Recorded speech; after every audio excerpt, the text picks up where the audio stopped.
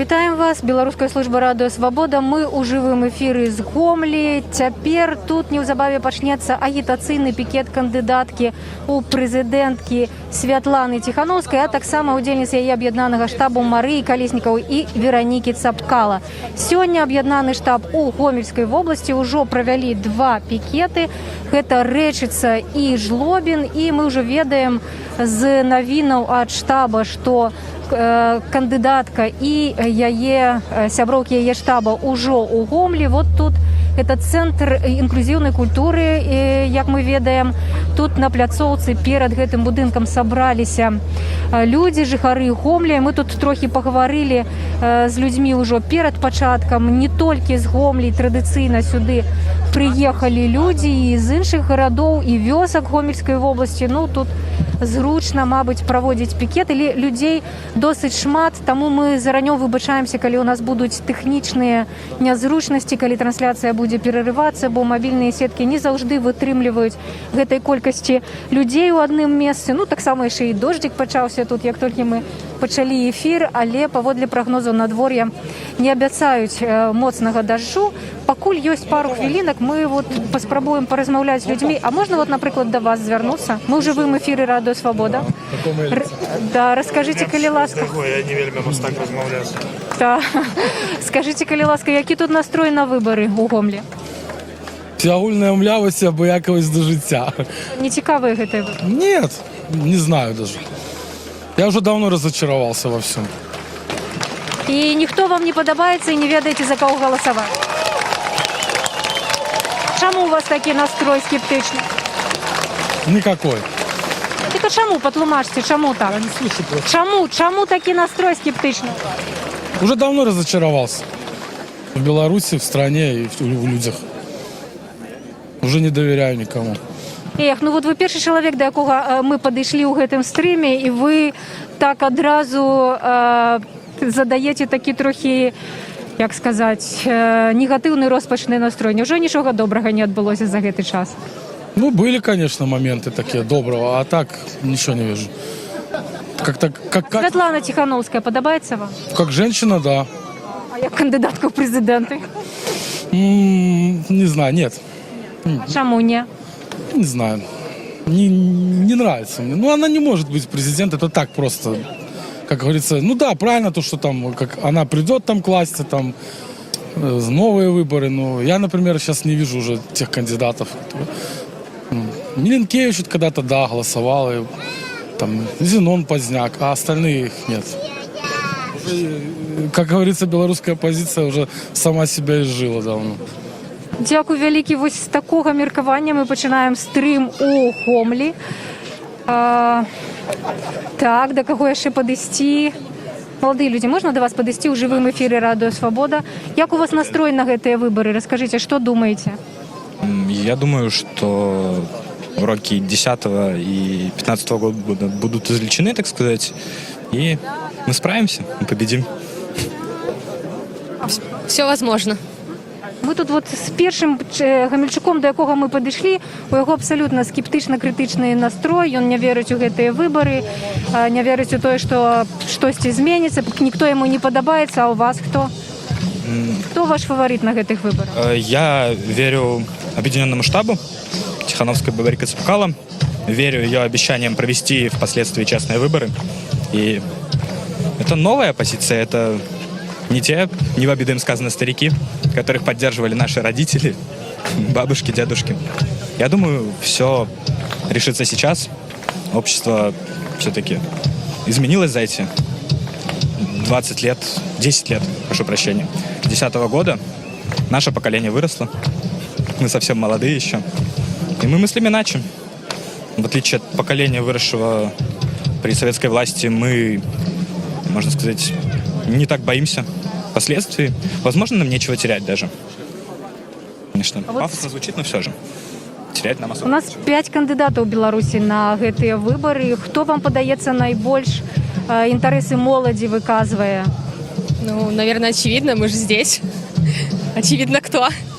Тихановская. А чаму Ціхановская? Вот той малады чалавек, з якім мы паразмаўлялі, ён кажа, она не можа быць прэзідэнтам. Як жанчына, яна яму падабаецца, а вот усё астатняе, як палітык, не. А вы скажите, чему вы лічыце, что яна ўсё ж таки ваш кандидат? Ну, она выглядит честным человеком, тут человек с народа. Ну вот, поэтому. А іншых кандидатаў вы сушыце за іхнымі праграмамі, за выступамі? Не особо. Тут Ганна Канапацкая яшчэ ёсць таксама жанчына. Все равно Тихановская. Добра, дзякуй вялікі. Нагадаем, што гэта пікет, агітацыйны пікет Святланы Тихановскай. Яна кандыдатка ў прэзідэнты. А мы у Гомлі. Можа быць, можна да вас падысці? Добра. Разнастайныя вельмі людзі ў Гомлі прыйшлі, ёсць бел-чырвона-белыя сцягі. Ну, звычайна, вот людзей, іхныя перакананні, часам яны выказваюць той сімволікай, якую яны маюць пры сабе.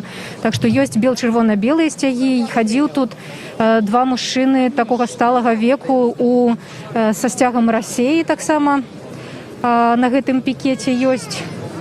А можна да вас? Добра. Так, хто яшчэ тут захоча з намі? Можа быць, вы захочаце з намі паразмаўляць у жывым эфіры? Радыё Свабода. Што вы думаеце пра гэтыя выбары? Ну, мы хотим, чтобы они были честными, свободными, чтобы все было по-честному, по чесноку. Хотим, чтобы была стабильность. Ну, будем надеяться, что все добро победит, вот так скажем. Добро. А вы кажаце стабільнасць. Стабільнасць – гэта слово, якое звычайна кажуць людзі, якія падтрымліваюць Александра Лукашенко. Вы падтрымліваеце... Не, ну, стабильность в каком плане? В том, что у нас нестабильная жизнь. У нас повышаются цены, у нас не растут зарплаты. Ну, как-то так вот не очень стабильно все у нас. Ну, будем надеяться, что победим. Вы только мне в эфире не показываете, иначе мне... Мы ўжо паказваем, прабачце. Да. Таксама на людзях вельмі часта можна пабачыць белыя стужкі. Гэта ініцыятыва Веранікі Цапкала, яна прадстаўніца штабу Валера Цапкала, яго не зарэгістравалі кандыдатам у прэзідэнты, але Вераніка ж і штаб Цапкалы далучыўся да аб'яднанага штабу, і Вераніка Цапкала прапанавала такую ініцыятыву. Все, хто патрабуюць сумленных выбараў, каб насілі на руках белыя стужкі. Гэтыя белыя стужкі таксама раздаюць на пікетах. Вот учора ў Магілёве, калі мы вялі адтуль жывую трансляцыю, бачылі, як гэта адбываецца. І таксама бачым, што і ў Гомлі людзі ўжо маюць на руках белыя стужкі. Калі ласка, калі ў нас раптам ёсць тэхнічныя праблемы з трансляцыяй, не хвалюйцеся, мы ўсё здымаем. У нас ёсць таксама камеры ў іншых месцах, напрыклад, на плошчы Бангалор, дзе цяпер адбываецца пікет яшчэ аднаго кандыдата ў прэзідэнты Андрэя Дмітрыева. Адтуль мы таксама будзем мець інфармацыю і будзем мець карцінку, будзем пра гэта распавядаць. І мы таксама здымаем усё, што адбываецца тут у Гомлі. І вы таксама зможаце гэта ўсё пабачыць. Это свобода? Падсовваемся мы бліжэй да сцэны, каб паказаць вам, як прыбудуць прэзідэнты і таксама удзельніцы ейнага аб'яднанага штабу. Вот, можа быць, па дарозе удасца з кімсьці яшчэ паразмаўляць.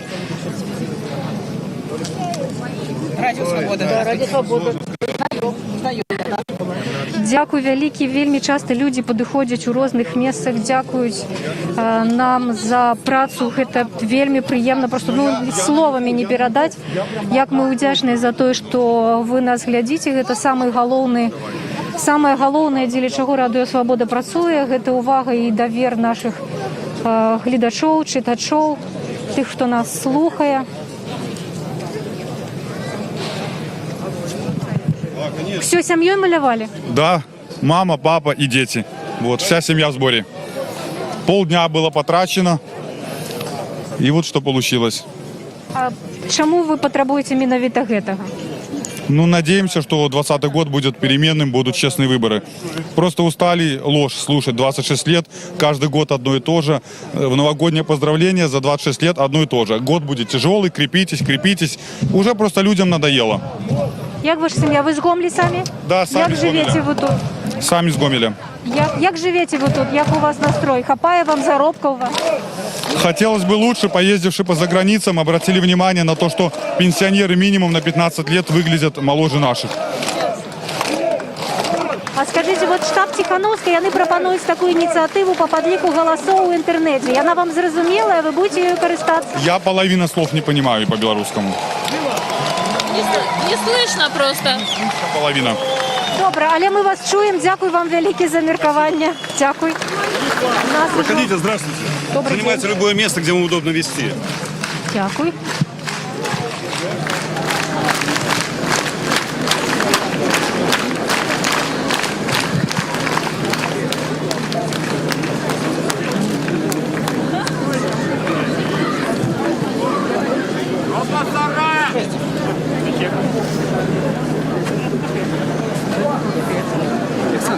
Александр, проходите, там место коля колонки есть.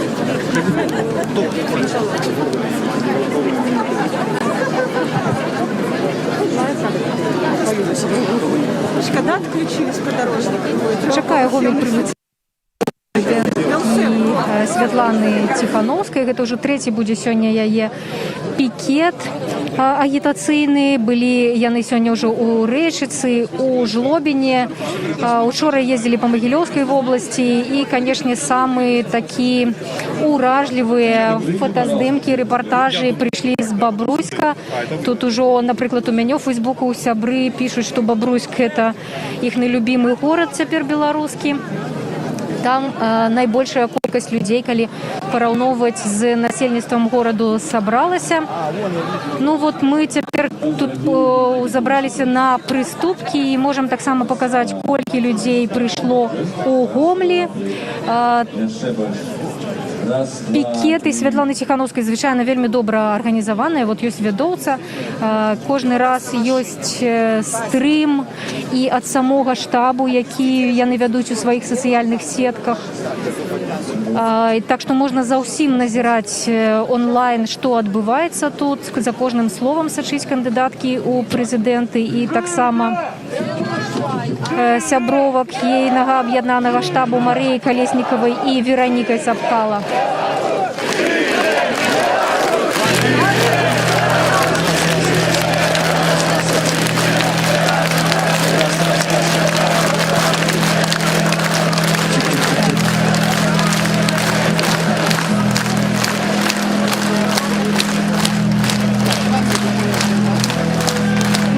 Я нават магу вот назіраць, павялічваецца нават колькасць валанцёраў, якія працуюць у штабе, працуюць у камандзе Святланы Ціхановскай. Вельмі шмат працы робяць людзі, якія далучаюцца да каманды.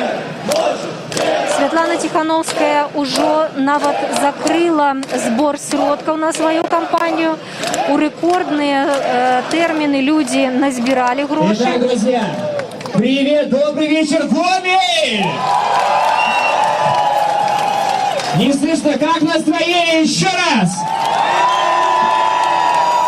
Мы рады приветствовать вас на официальном пикете кандидатов в президенты Республики Беларусь Светланы Тихановской. А также помимо нее сегодня для вас выступят лидеры штабов объединенных Виктора Бабарика, Мария Колесникова и штаба Валерия Цыпкала, Вероника Цыпкала. Также им давайте поаплодируем отдельно. Посмотрите вокруг себя, сколько красивых людей рядышком с вами, сколько настоящих патриотов Республики Беларусь сегодня пришли на эту площадь.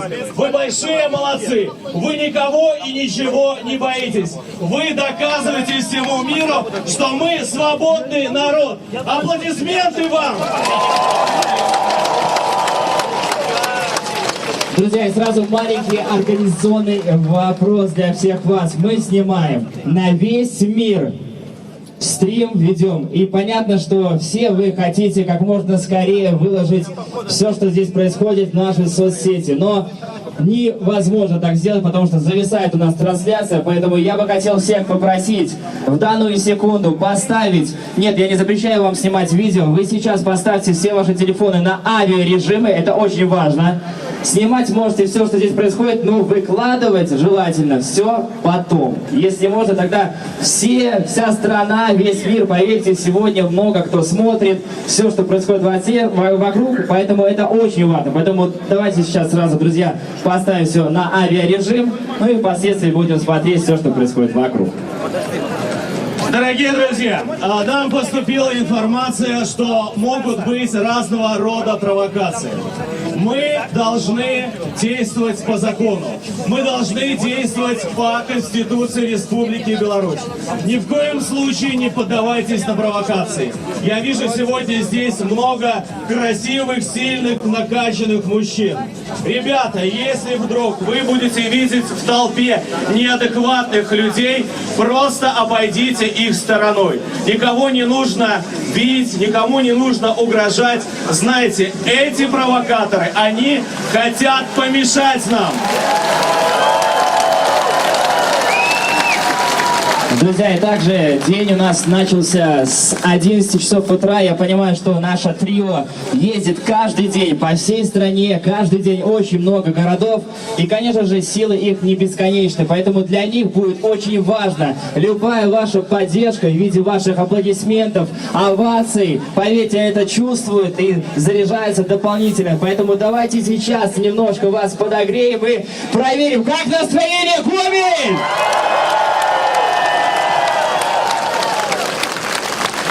Я уверен, сегодняшний день запомнится вам навсегда. Дорогие друзья, сейчас Дмитрий представит группу, которая разогреет нас и выступит в начале, а потом еще и в середине нашего пикета. Но я хочу, чтобы вы отдельно поаплодировали и повитали барабанщицу Викторию. Это очень символично, что девушка, барабанщик, это как символ нашего прекрасного трио. Дмитрий, объявляй. Подожди, давай устроим одну вещь. Вером можем, вером можем, вером можем, вером можем. Теперь вы. Вером можем, вером можем, вером можем, вером можем. Друзья, для всех вас выступает легендарная белорусская группа «Акута». Ваши громкие аплодисменты.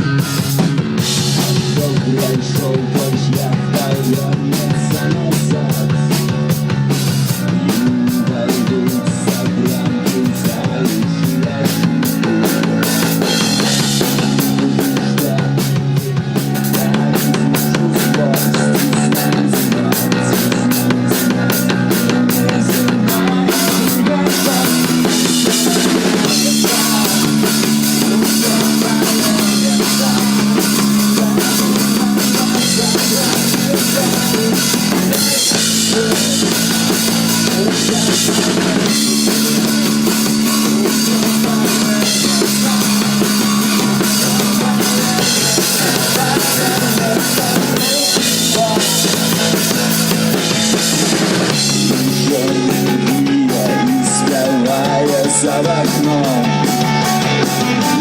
на свет лета самой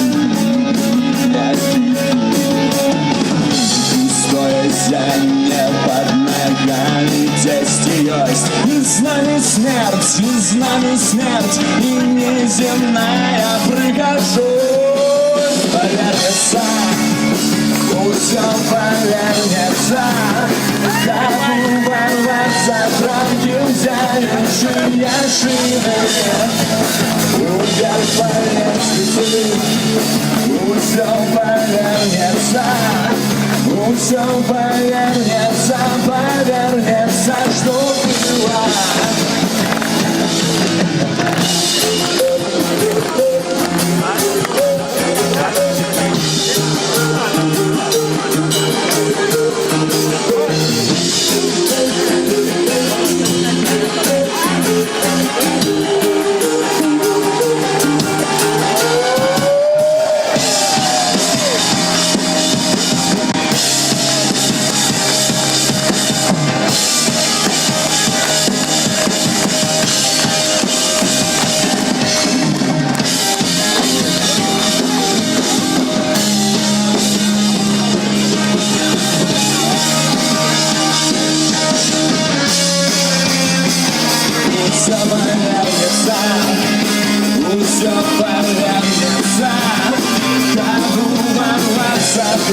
нельзя лучше удар поверхности, и все повернется, и все повернется.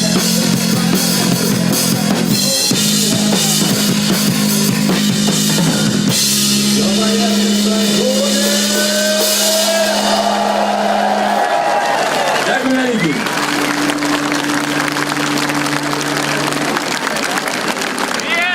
Тільки вокала, коли ласка, не дай. Пробачте за всі ці технічні моменти. Будемо сподіватися, що це опошні і їх більше не буде, але треба бути готовими до всього. Дякую, великий Гомель! Гитары больше,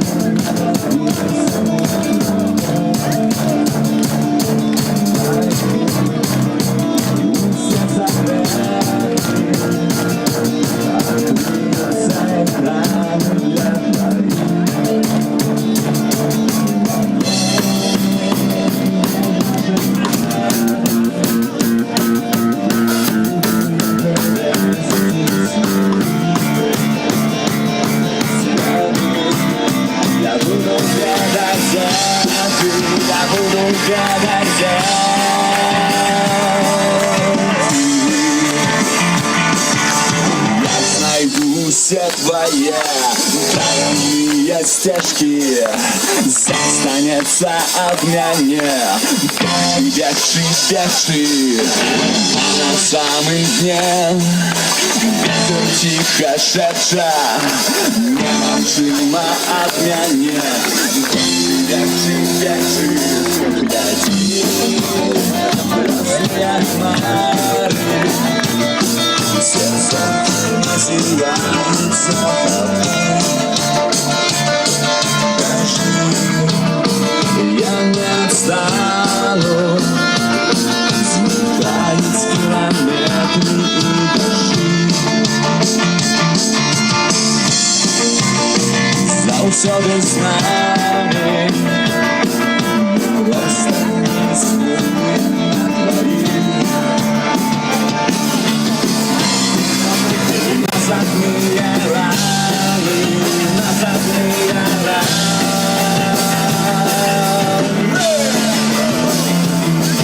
Я знаю все твои тайные стежки. Останется обняне. Бежи, бежи, бежи, а на самом дне ветер тихо шепча, немолчимо обняне. Бежи, бежи.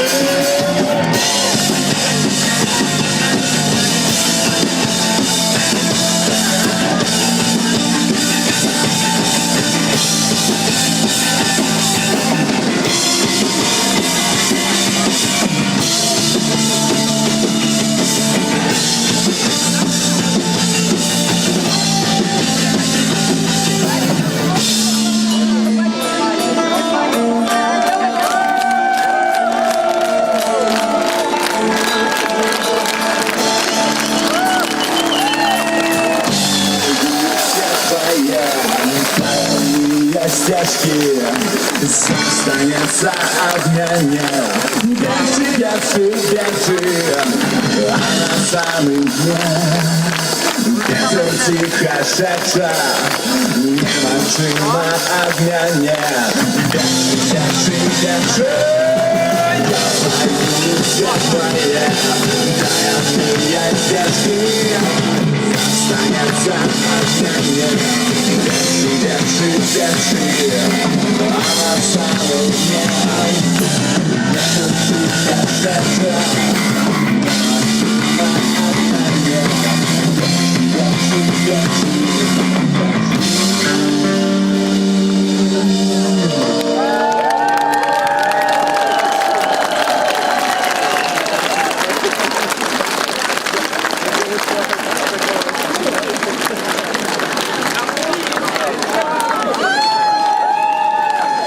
если мало шансов, то мы не пройдем.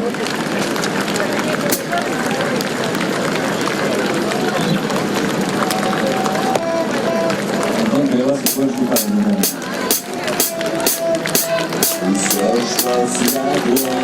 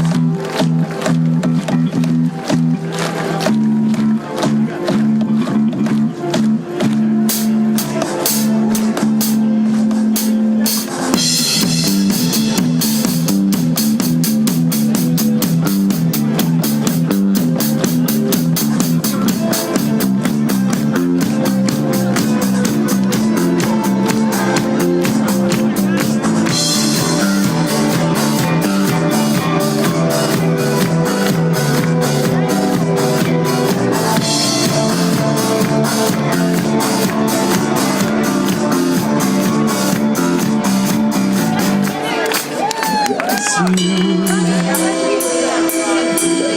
по дороге Россия.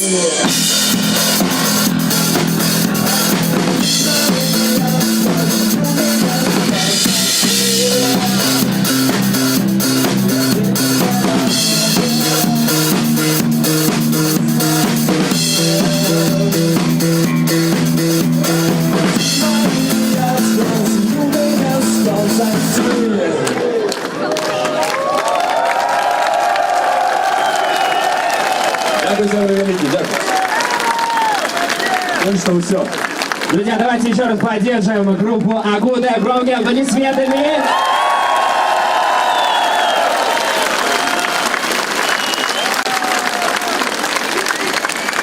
Итак, друзья, я бы хотел еще раз напомнить для всех вас, очень-очень у нас замедляется трансляция стрима, не можем выйти в эфир, поэтому, друзья, кто еще не сделал свой телефон в режим авиа, пожалуйста, сделайте это прямо сейчас, это очень важно, пожалуйста, сейчас достаньте, но это не замечает вам, конечно же, снимать на видео, но просто выложите это, пожалуйста, чуть-чуть попозже, мы вас очень сильно просим. Да, друзья, Радио Свобода ведет прямую трансляцию на весь мир. Очень много в прямом эфире нас смотрит людей. Давайте всем помашем, передадим привет. Вы большие молодцы, вы настоящие патриоты. Невозможно было представить нашу родную Беларусь еще пару лет назад, что такие площадя с таким количеством народа будут собираться. Вам большой респект и аплодисменты! Спасибо! Друзья, я еще раз напоминаю про провокации. Если вдруг кто-то рядышком с вами начнет что-то выкрикивать, ругаться матом, кого-то называть насекомым, не ведитесь на эти провокации. Это засланные казачки. Ни в коем случае не реагируйте. Мы честные, мы настоящие, мы законные. Аплодисменты! Друзья, маленький организационный вопрос. Хочется всем вам напомнить, что голосуя 9 августа на выборах за Светлану Тихановскую, вы даете шанс на новые, честные и прозрачные выборы. Вы с этим все согласны? Подождите, непонятно. Точно все?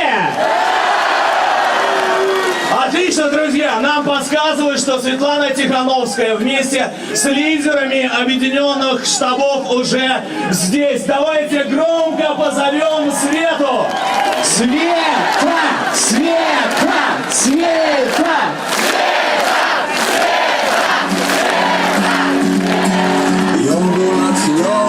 И молодые, и было. И он на площади в свете, что близко светло. И запаливали свечки, Друзья, подводьте руки! Нескончаемо аплодисменты! Кандидат! Президенты Республики Беларусь! Светлана Тихановская!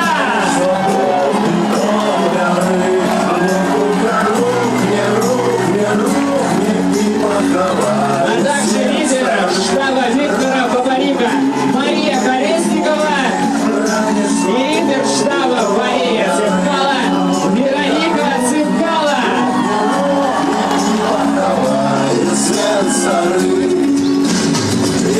Словно памяти спел, если по улицах так, что вокруг кипел и гнев кипел, и сердце стукало так. И 100 тысяч колонен горит, город бил на балау, и шли домой в ночном свете старый, а его все гнал разбур. Итак, друзья, как настроение у вас? Все нормально? Вы готовы? Маленький нюанс. Тишина, все вместе. Вером можем! Вером можем! Вером можем! Вером можем! Вером можем! Вером можем! Вером можем! Спасибо, спасибо большое. Итак, друзья, слово предоставляется кандидату в президенты Республики Беларусь Светлане Тихановской.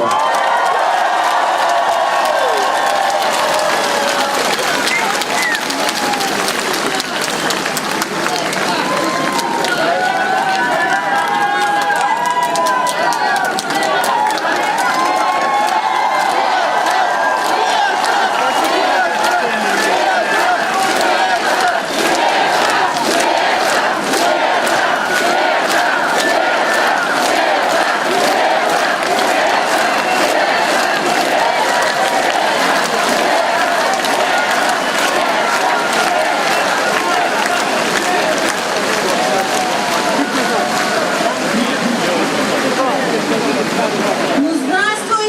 Меня слышно? Меня слышно? Меня слышно? Здравствуй, родной город Сергея Тихановского.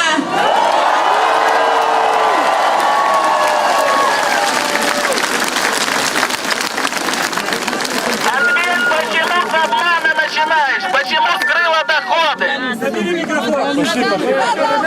Итак, друзья, Светлана Тихановская готова. Все, внимание. Поехали. Именно в этом городе началась история страны для жизни, история Сергея Тихановского и история Светланы Тихановской.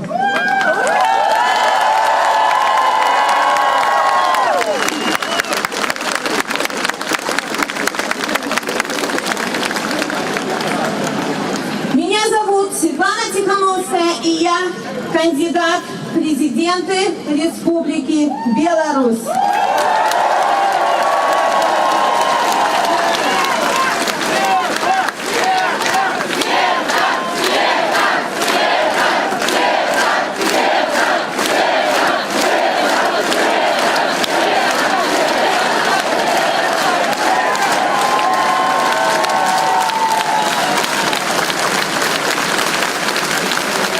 Сегодня я хочу рассказать вам, кто я такая, почему я оказалась на этом месте и чего я хочу для нашей любимой Беларуси. Мне 37 лет. Родилась я на Полесье, по образованию филолог. Владею английским, русским, белорусским языками. Я замужем, и у меня 2 детей.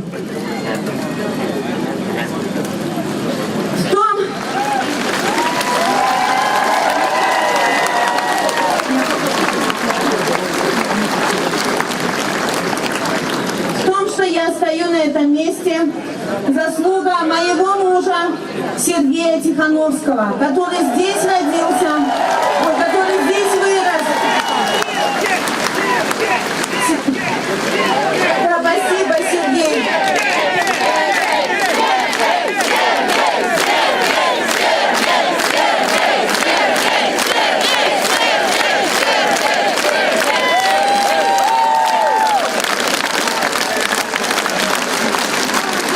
Я бы очень хотела, чтобы Сергей Тихановский был сейчас не просто рядом со мной, чтобы он был вместо меня. Но так получилось, что Сергей Тихановский, мой любимый муж, сейчас находится в СИЗО за свою гражданскую позицию. Да, так бывает в нашей стране. Конституция не работает. Если у тебя позиция гражданская отличается от той, которая угодна властям, у тебя будут штрафы, и ты будешь сидеть в тюрьме.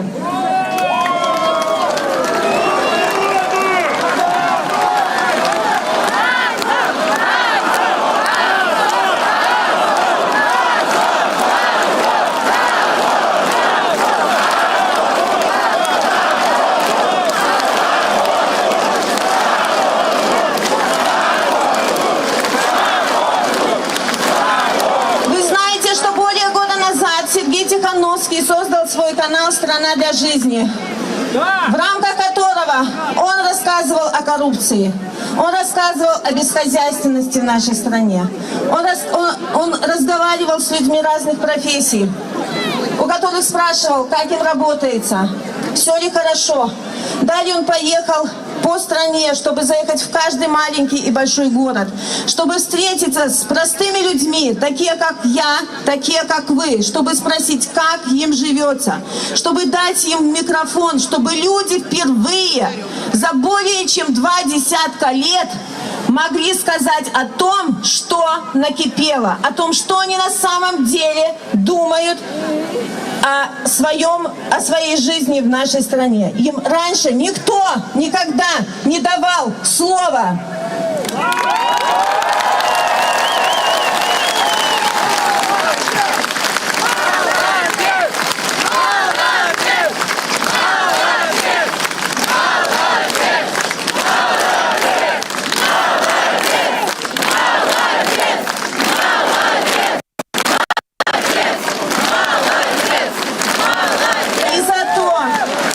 Сергей оказался смелым человеком. За то, что он открыто говорил о том, что не угодно властям, его начали преследовать. Его стали сажать в ИВС.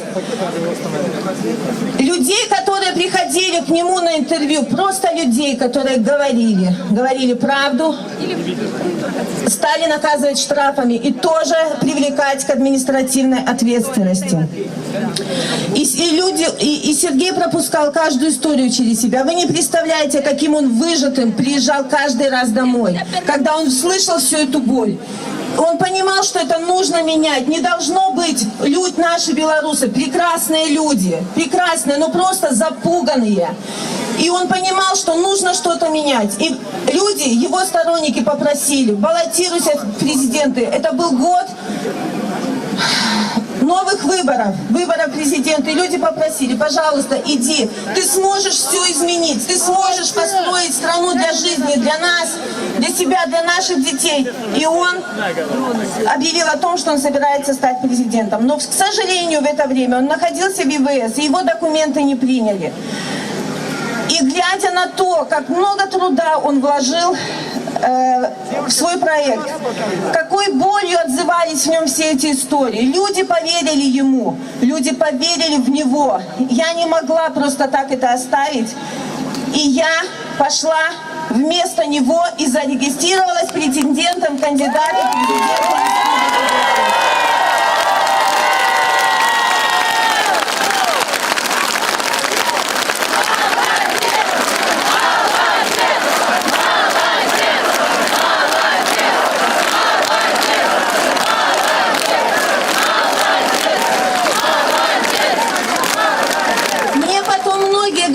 Что не каждая жена сделала бы так же. Но для меня это был такой логичный поступок, зная, сколько для него это значило. А так как муж — это мой любимый человек, я его очень сильно люблю, я не видела другого выхода. Я пошла и стала вместо него.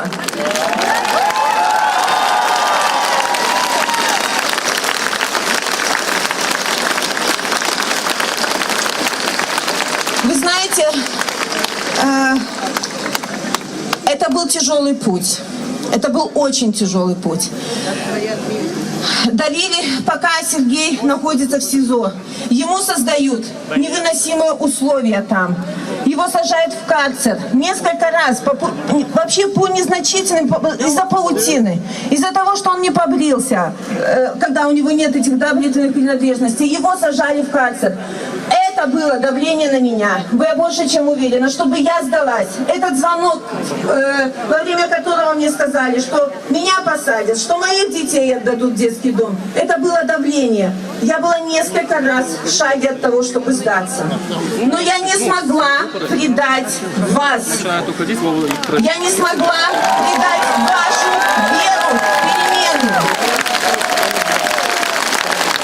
Потому что Сергей открыл людям глаза. И дальше люди просто сплотились. Сергей, он всковырнул вот это дно, да? Но дальше люди, вы все сделали сами. Вашего лидера посадили. Но вы не сдались. Вы видели все эти очереди во время сбора подписей. Это сделали все вы. Это сделала инициативная группа. Несчастных 100 человек. Это очень-очень мало на всю Беларусь. Но вы приходили. Вы стояли. Вы волонтерили. Вы оставляли свои подписи, чтобы Светлана Тихановская смогла пройти дальше.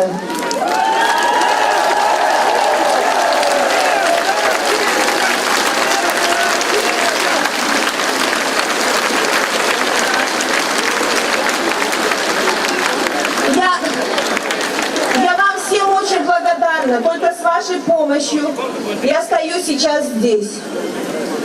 Но позвольте я озвучу несколько фамилий людей, которые работали в Гомеле и Гомельской области. Работали абсолютно бесплатно. Мы не потратили ни копейки во время сбора подписей. Это люди волонтерили за свои деньги. Юра Власов, который получил 45 суток только за то, что он провел пикет солидарности в поддержку Тихановского. Только за то, что человек заступился за незаконно осужденного. Человеку дали 45 суток, вы только представьте. Татьяна Коневская очень нас поддержала, собирала подписи. Александр Шабалин, Дмитрий Руденков, Дмитрий Ивашков и все остальные, кто работал в Гомеле и Гомельской области. Спасибо вам всем большое. Это только некоторые фамилии, да, которые я сейчас называю. Их очень много.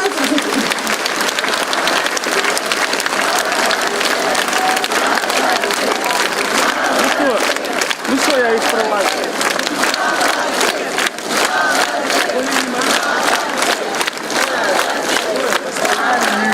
Спасибо всем большое, вам, друзья, и моей инициативной группе. Опять вернусь к тому, что это был тяжелый путь. Когда твой муж сидит в СИЗО, и каждый день происходят новые задержания членов инициативной группы. Каждый день проходят обыски у этих людей, которые просто помогали собирать подписи. И ты сидишь дома, у тебя дети, и ты понимаешь, что к тебе тоже придут в любой момент. И ты понимаешь, что твои дети это увидят. И ты прорабатываешь схему, куда ты их уведешь. Как так сделать, чтобы ночью к тебе не пришли? Ты все время в напряжении, все время. Это просто моральное издевательство над человеком. Когда пришли с обыском к матери Сергея Тихановского, люди, ей 70 лет, они держали ее сутки, не спавши, не евши, провели обыск на даче ночью. Там 10 человек, и она одна, понимаете? Это был просто кошмар. 70 лет человеку с больным сердцем. Им мало, они утром поехали еще вместе с ней к ней домой. Это просто позор. Это просто позор.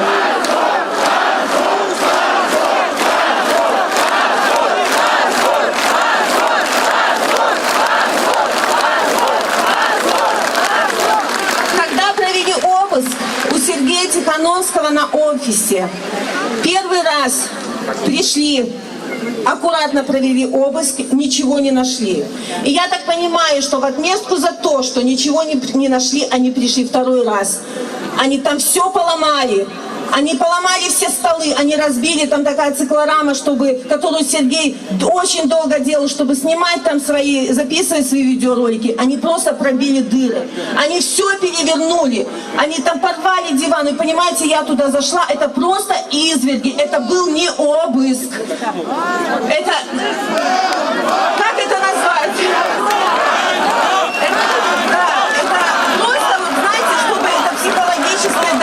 Вот на что мы способны, посмотрите, это вот мы на вот эту гнусность способны. И это меня не остановило.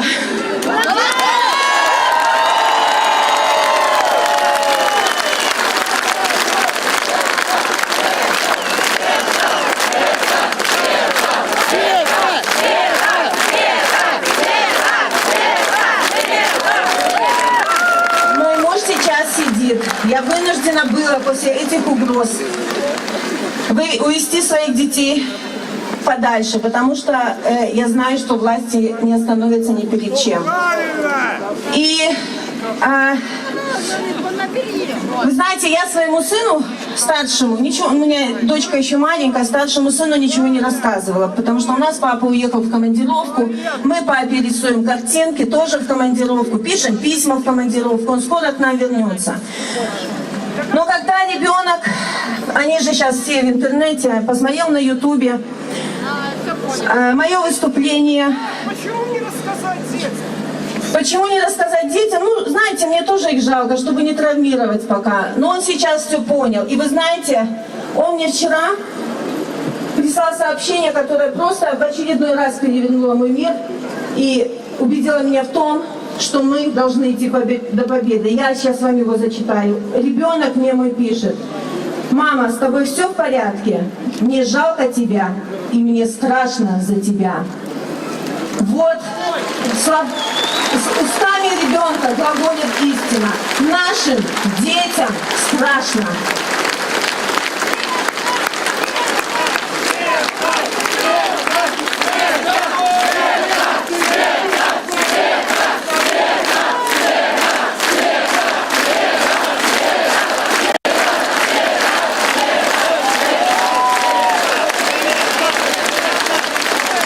Я не хочу жить в стране, где моим детям страшно, но я хочу жить на своей родной земле.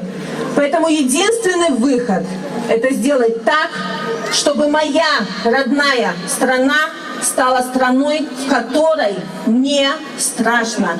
Не страшно жить, не страшно ходить и не страшно говорить.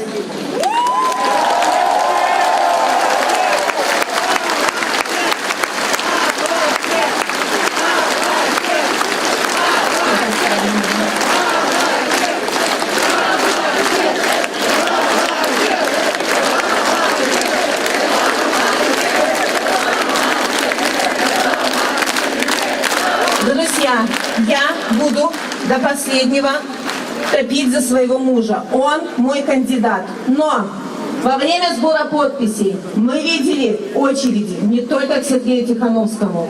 Мы видели очереди еще к двум достойным кандидатам: Виктору Бабарико и Валерию Цепкало.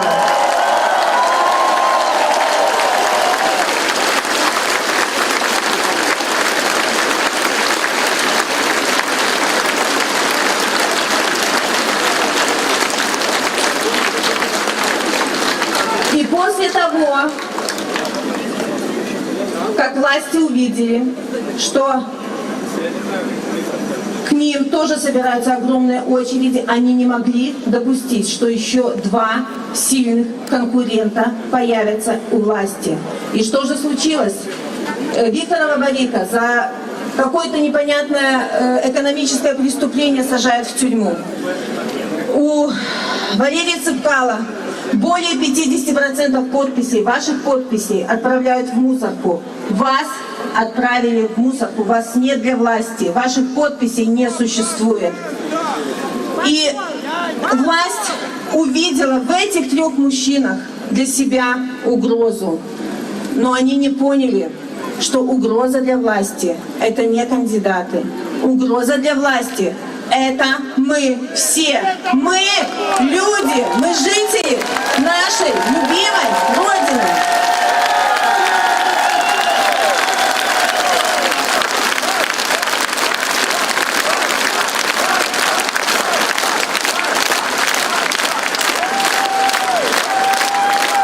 И еще власти не учли того, что за каждым сильным мужчиной стоит такая же сильная женщина.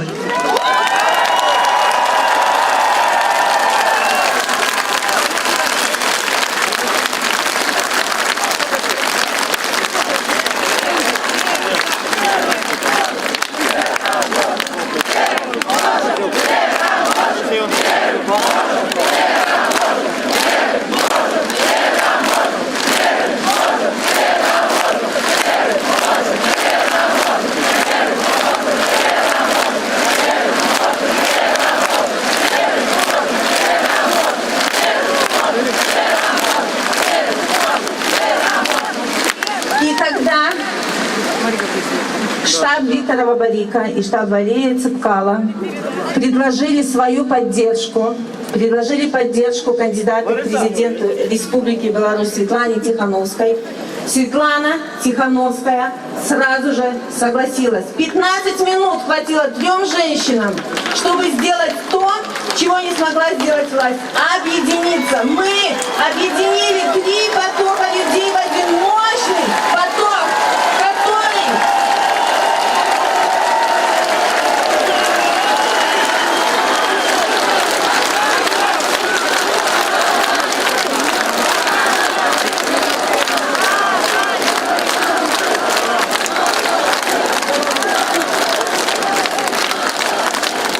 В этот момент мы стали единым народом. Мы стали единым потоком людей, который готов к переменам, который готов жить в стране, которую мы заслуживаем.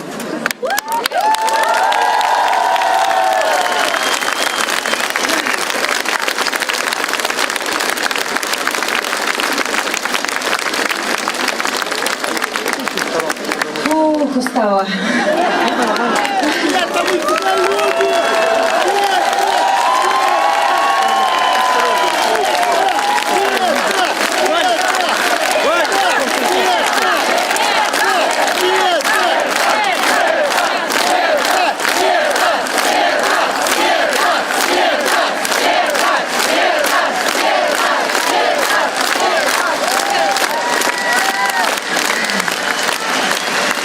Вы знаете, моя программа как кандидата в президенты радикально отличается от всех предыдущих программ всех кандидатов в президенты. Там очень мало пунктов. И самый главный пункт, самый первый, это когда Светлана Тихановская станет президентом Республики Беларусь,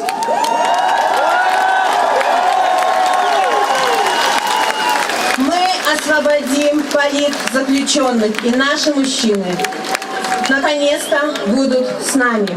Но самый главный пункт этой программы – новые, честные, абсолютно прозрачные, кристальные, справедливые выборы.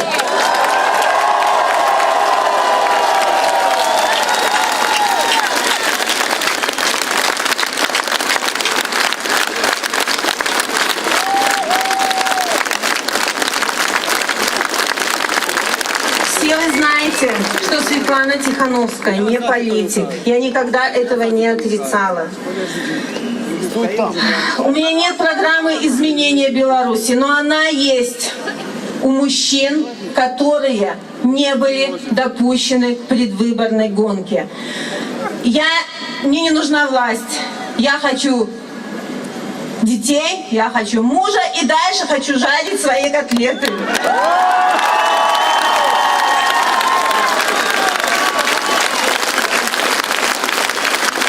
Да, сейчас эту фразу вырвут из контекста, она пойдет гулять, неважно. Да, спасибо. Я хочу вам сказать, что когда вы будете голосовать за Тихановскую, вы не будете голосовать за нее как за политика. Вы будете голосовать за Тихановскую как за грядущие перемены. Новые, чистые, прозрачные выборы, в которых смогут участвовать и Сергей Тихановский, и Виктор Бабарика, и Валерий Цепкало, и все альтернативные кандидаты.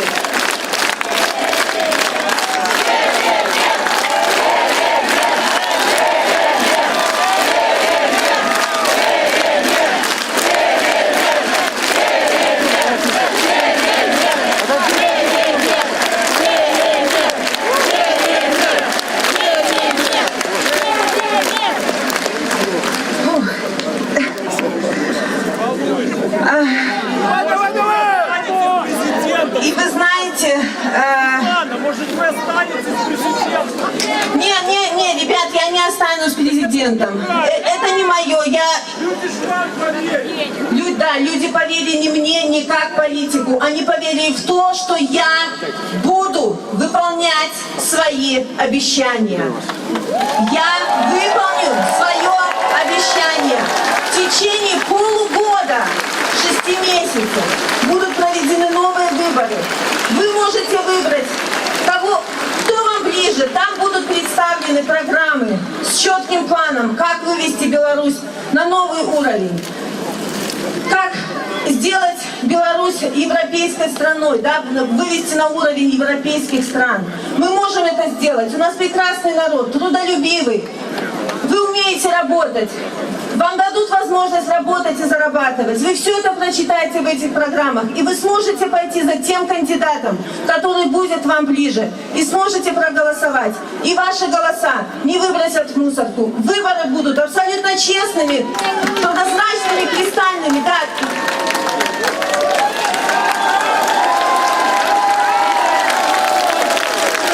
Я вам просто обещаю. Будут новые выборы. Да, мне это не надо. Спасибо большое. Я пройду этот путь, который мне предоставила судьба. Значит, я должна быть на этом месте, раз так получилось. Я выполню свою миссию и уйду тихонько в сторону. А Беларусь будет выводить на новый уровень достойный президент.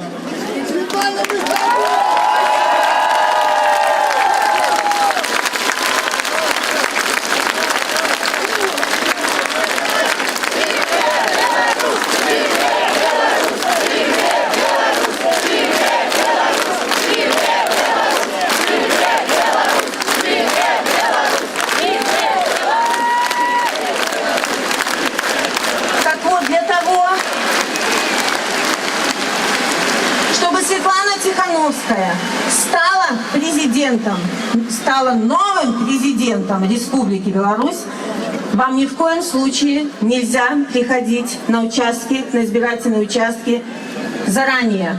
Приходим на участки только 9 августа и голосуем за меня, Светлану Тихановскую.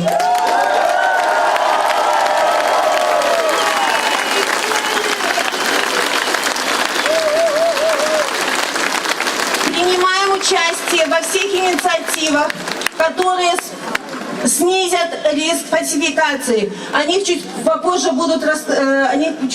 расскажут, чтобы я немножко передохнула.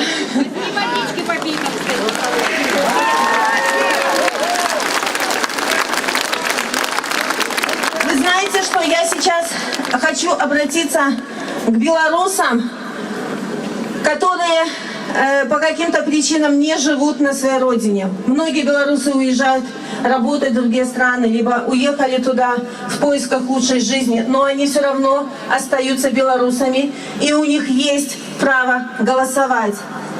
Поэтому белорусы, которые живут в разных уголках нашей планеты, вы тоже имеете право голосовать. Пожалуйста, приходите 9 числа на избирательные участки в той стране, где вы живете. И, пожалуйста, голосуйте за Светлану Тихановскую. Это будет ваш вклад в перемены вашей Родины, вашей любимой Беларуси. И, возможно, вы вернетесь, когда ваша страна расцветет, когда вы поймете, что здесь можно зарабатывать те же деньги, и здесь можно реализоваться точно так же, как в тех странах, где вы сейчас живете, куда вы вынуждены были уехать в поисках лучшей жизни.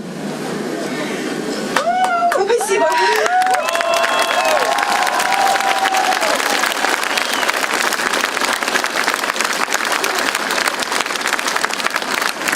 Друзья, я немножечко передохну.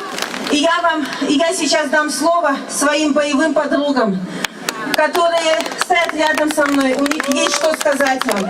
Я чуть-чуть попозже еще раз к вам присоединюсь. Пока спасибо большое вам.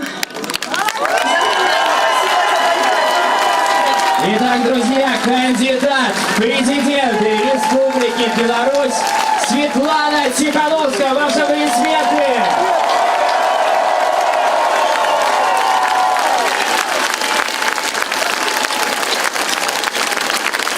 Друзья, давайте закрепим. Мы ни в коем случае не приходим на досрочные выборы. На выборы мы приходим 9 августа, желательно во второй половине дня.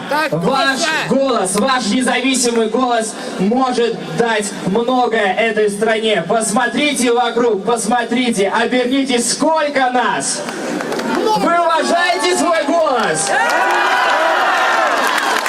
Вы точно уважаете свой голос? Ну так докажите друг другу и боритесь за свою независимую страну.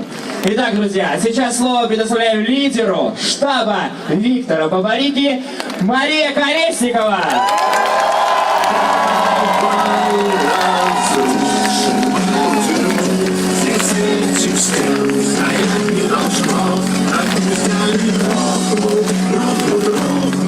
Обещавшие вновь, и если ты надавишь плечом, и если мы надавим вдвоем, то стены рухнут, и свободно мы вздохнем.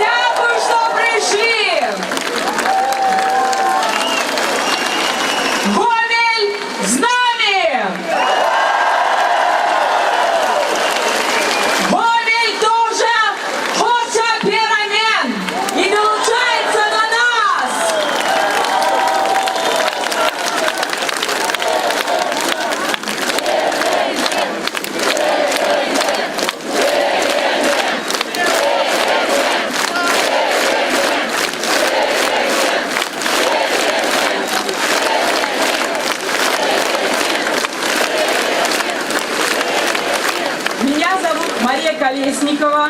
Я представитель штаба Виктора Бабарика.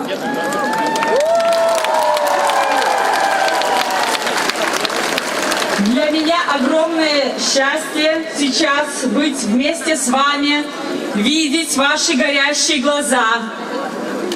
И просто я счастлива, что я здесь с вами. Спасибо вам огромное.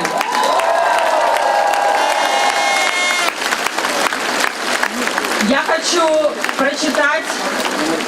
Сегодня утром, когда мы выезжали из отеля, мой папа написал нам сообщение, нам всем. Но мне кажется, что для меня очень важно поделиться этим сообщением с вами. Как вы знаете, сегодня день военно-морского флота, а мой папа служил на подводной лодке. Папа, я знаю, что ты сейчас меня смотришь, я тебе передаю, и все мы передаем тебе большой привет.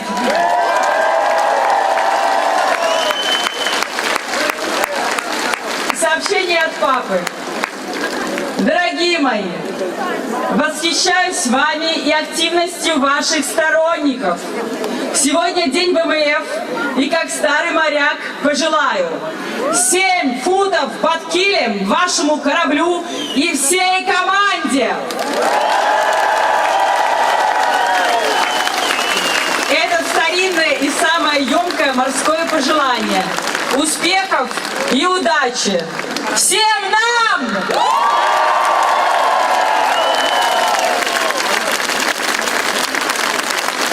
Як ваши справы, Гомель? Вы довольны своей жизнью? Нет! Зарплатами? Нет! Медициной? Нет! Очередями в поликлинике? Нет! Сколько табакерок у вас в городе? Много? А может лучше, чтобы вместо них посадили деревья? $1 миллион потрачены на туалет, а не на больницу. Видимо, власти считают, что справлять нужду с шиком – это наша основная потребность. Почему они так считают? Потому что они не спрашивают у нас, что нам нужно. Они не обсуждают с горожанами, что им нужно. Они сами решают, чего мы хотим. Мэры строят себе квартиры, записывая их на родственников. Вместо того, чтобы поддерживать малый бизнес, нам нужны такие мэры. Какой в них толк? Мы сами хотим выбирать себе мэров.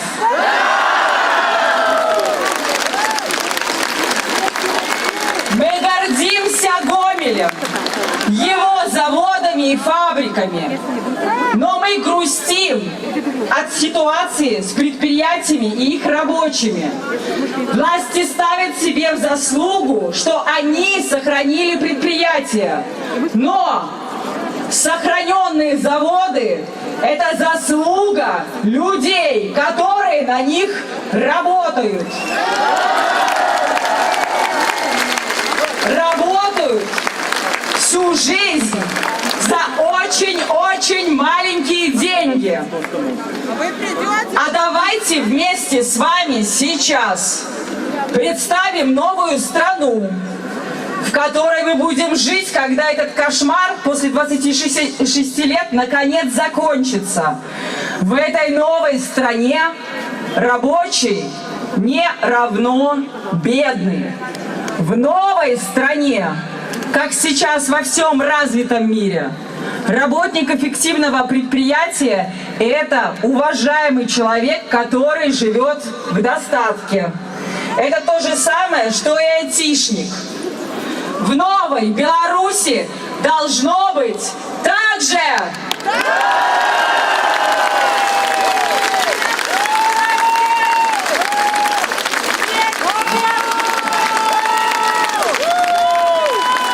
В новой Беларуси рабочий не равно молчаливый. Он принимает участие в жизни предприятия, в жизни своего собственного города и в жизни своей любимой страны, нашей Беларуси. У него есть право говорить и право решать. В новой Беларуси рабочий равно уважаемый. Новое правительство ценит рабочих. Оно относится к ним с вниманием и уважением. Оно слушает их, а не отчитывает. Оно спрашивает их, а не читает взрослым профессионалам, как провинившимся школьникам на линейке. В новой Беларуси рабочий – это не мальчик для битья. Если в стране случается кризис, проблемы, то государство им помогает. Вот будущее рабочего в новой стране. Вы хотите это будущее? Вы хотите жить в новой стране?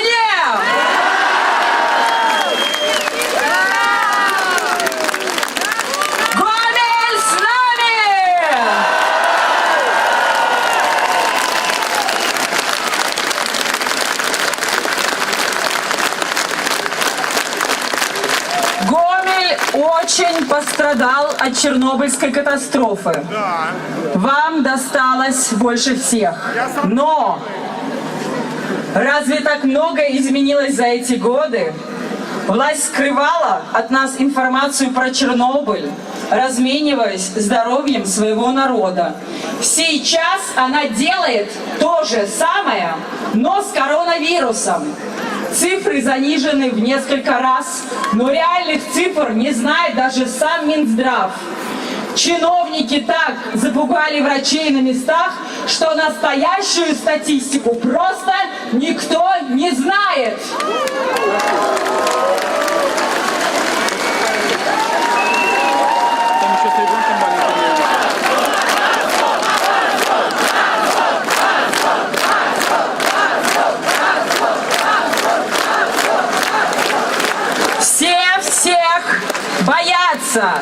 Но никто не осмеливается брать на себя ответственность.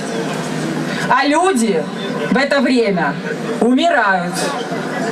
Умирают, чтобы действующая власть потом их в этом обвинила. Сказала, что они были толстые, ходили не там и плохо боролись за жизнь. Это катастрофа!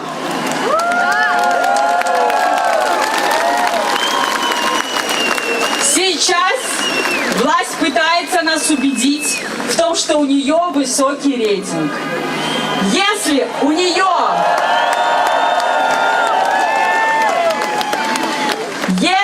нее высокий рейтинг, почему вас здесь так много? Почему во всех 11 городах, где вы сейчас были, вас было так много? Власть хочет обмануть свой народ. Власть держит свой народ за дураков, думая, что если сказать неправду, но криком, мы в это поверим. Только люди давно не верят. Вы верите? Нет! Посмотрите на Беларусь последних месяцев. Мы с вами всегда говорили, ну что же делать, все равно ничего не изменится. За эти 2 месяца наша жизнь и мы сами изменились так, что сейчас каждый из вас и мы все вместе, мы знаем, что я могу все изменить! Я могу все изменить! Я могу все изменить! Я могу все изменить!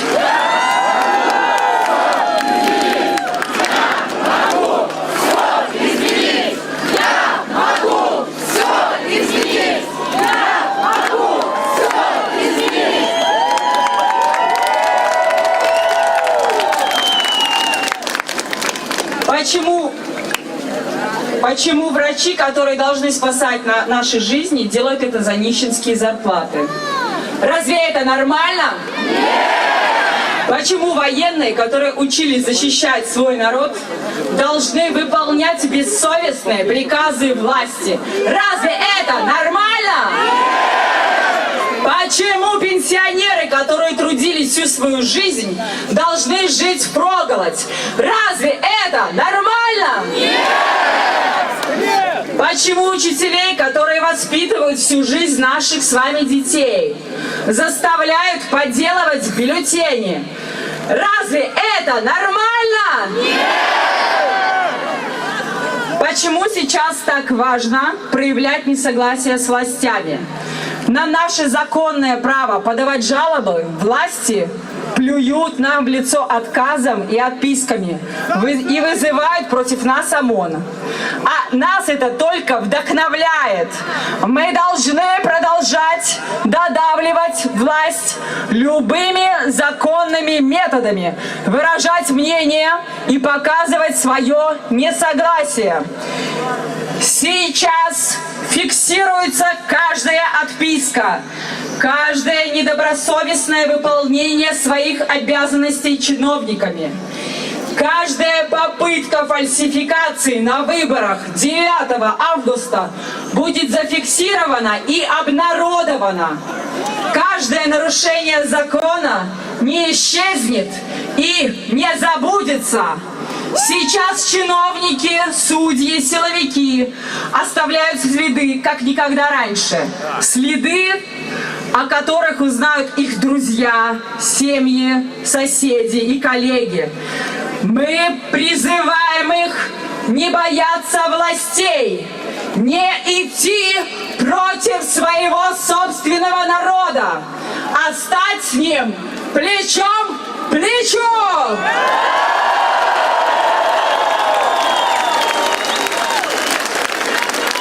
Продолжайте показывать режиму свое несогласие. Белорусы используют только законные методы, в то время как власть против нас использует насилие. Не бойтесь физической угрозы, не бойтесь ОМОНа и Автозака. Автозак – это всего лишь машина. Мы боимся машин. ОМОН – это всего лишь люди, такие же, как и мы с вами. Мы боимся людей. Многие из них тоже хотят уклониться от выполнения бесчеловечных. У нас есть врачи.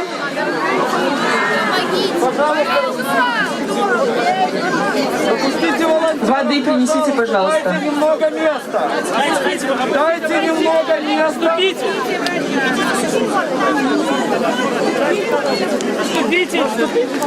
Подойдите, врачи, если есть, подойдите, пожалуйста, слева от сцены. От вас справа будет, да, вот с этой стороны.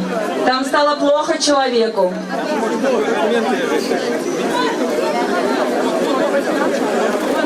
Там такой же мент, как в Ротгале. Подойдите, пожалуйста, врачи, если есть, слева от сцены. Сюда. Врач. Воды принесите, ребят, вот тут слева.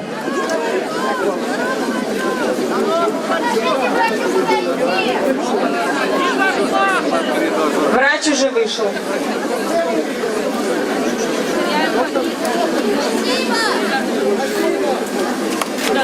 Спасибо! Берегите себя!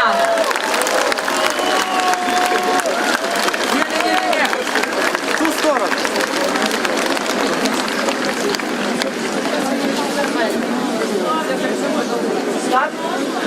У кого-нибудь есть сладкое? Туда, за сцену можно передать.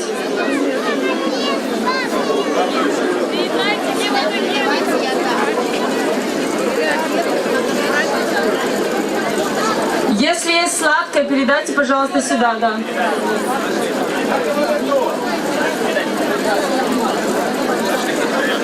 Большое спасибо. Вы знаете, для меня одним из признаков, почему белорусы изменились, был пример того, как Беларусь консолидировалась в борьбе с коронавирусом.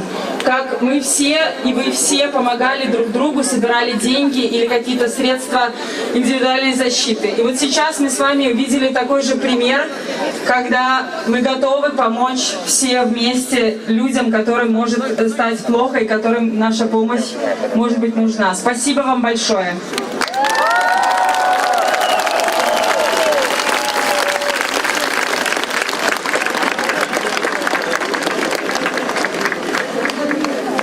На протяжении нескольких месяцев власти измываются над людьми, которые посмели сменить действующего президента. Но власти не учитывают, что кандидат – это только инструмент, настоящая сила и власть в руках народа! Нам не нужны лидеры. Нам не нужны супермены, и нам не нужны новые вожди. Нам не нужны космические планы и шпионские заговоры. Нам нужны мы сами, наше желание и наше упорство. Выходить, стоять, писать, говорить, голосовать, наблюдать, выражать, долбить, долбить, долбить, долбить, долбить эту власть!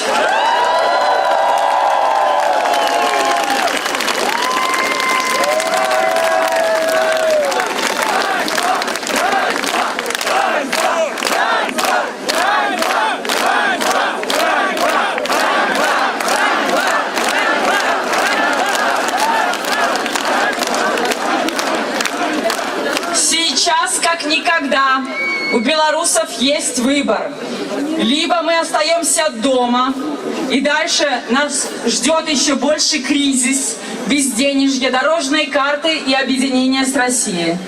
Либо мы все выкладываемся, боремся и исполняем нашу мечту. Мечту о счастливой и свободной Беларуси! Беларуси!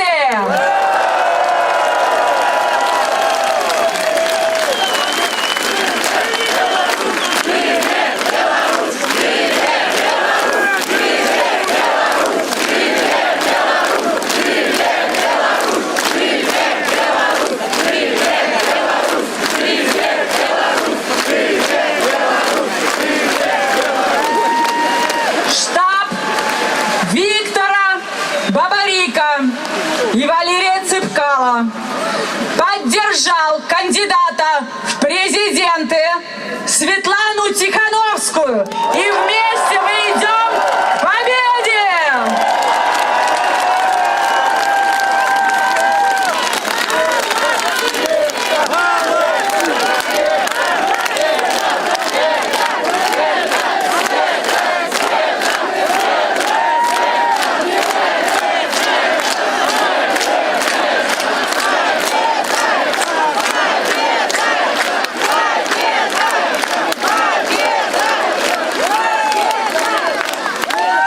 Почему необходимо голосовать за Светлану Тихановскую?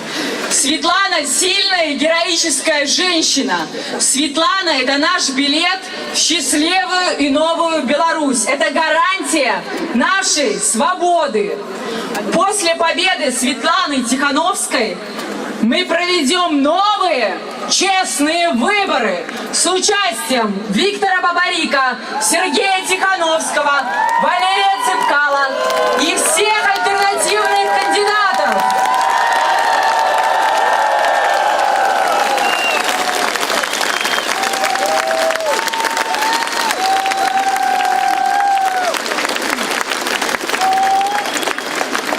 Главный враг победы – это не режим.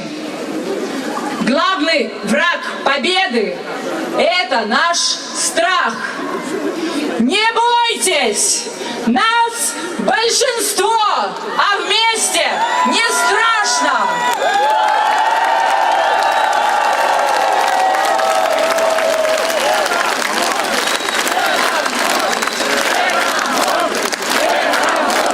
Любим, можем, переможем! Любим, можем, переможем!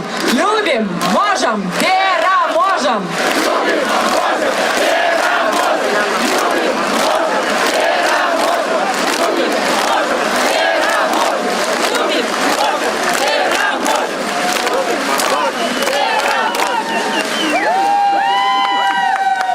Вы знаете, последнее время ко мне часто подходят на улице и говорят: Маша, большое спасибо, вы наша надежда. А я говорю им и всем вам: спасибо вам!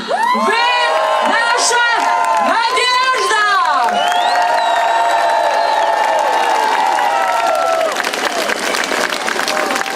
Вы невероятные, и вы заслуживаете лучшей жизни. Ни в коем случае не голосуйте досрочно. Никто не имеет права вас к этому принуждать. Это незаконно. Руководители, которые заставляют своих работников голосовать досрочно, помните, любой ваш сотрудник может написать заявление в прокуратуру, и вас будет ждать большой штраф.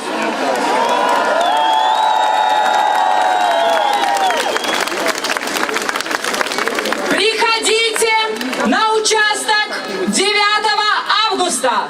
Голосуйте за Светлану Тихановскую. И вместе мы победим!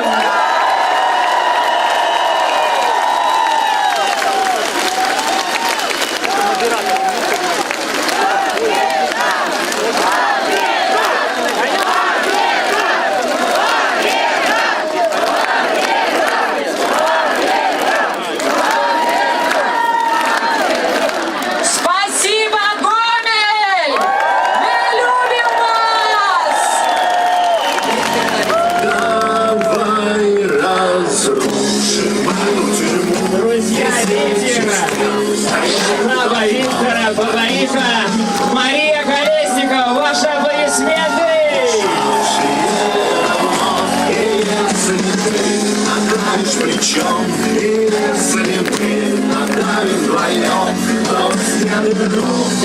рухнут, и свободно мы вздохнем. Друзья, маленькое отступление. Вы видите, в облаках летают красивые квадрокоптеры. Я бы хотел немножко отвлечься. Давайте все вместе сейчас зажжем, видите, да, фонарики. Давайте вместе включим и устроим маленький флешмоб на долгую память. Я уверен, что этот исторический момент запомнит каждый из вас. Вы готовы? Давайте больше огоньков. И вот помашем друг другу.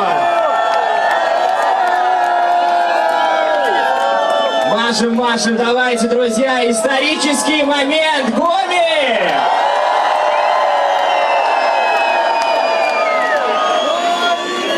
Вы большие молодцы, спасибо вам. Итак, вот сейчас слово предоставляется лидеру штаба Валерия Цыпкала, Вероника Цыпкала. Давай разрушим эту тюрьму. Здесь этих стен стоять не должно. Так пусть они рухнут, обещавшие давно. И если ты... Привет, Гомель! Это что-то невероятное. Такое количество огней, такое количество людей. Вас кто-нибудь сюда заставлял прийти? Спасибо за вашу гражданскую позицию, спасибо за вашу поддержку, спасибо за вашу любовь!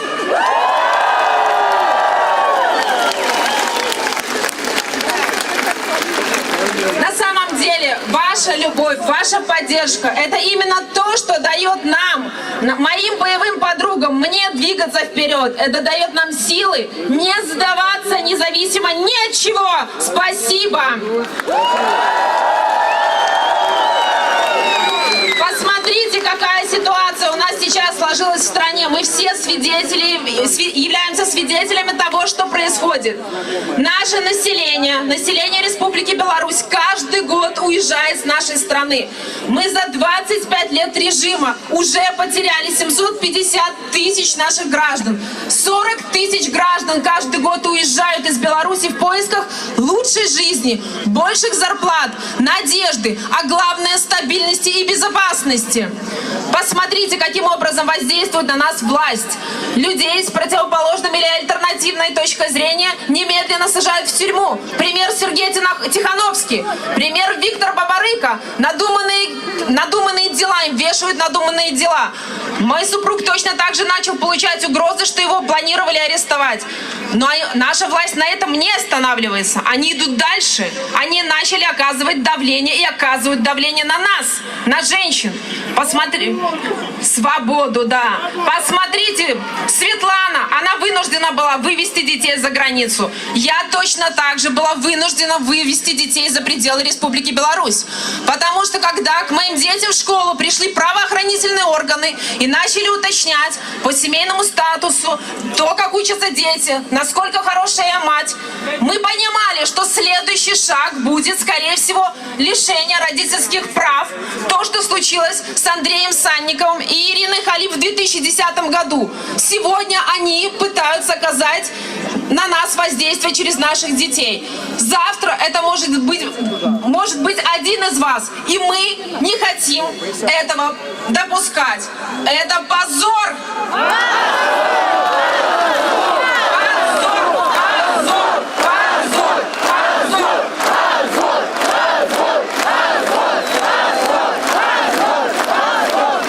Посмотрите на рождаемость в нашей стране. В прошлом году Беларусь установила новый антирекорд. В прошлом году родилось столько детей в нашей стране, сколько родилось в 1945 году, когда вся наша страна лежала в руинах после Великой Отечественной войны. И мы хотим эту ситуацию исправить. Мы хотим, чтобы люди, молодые семьи, хотели рожать детей и ничего не бояться. Помогите нам в этом, на этих выборах.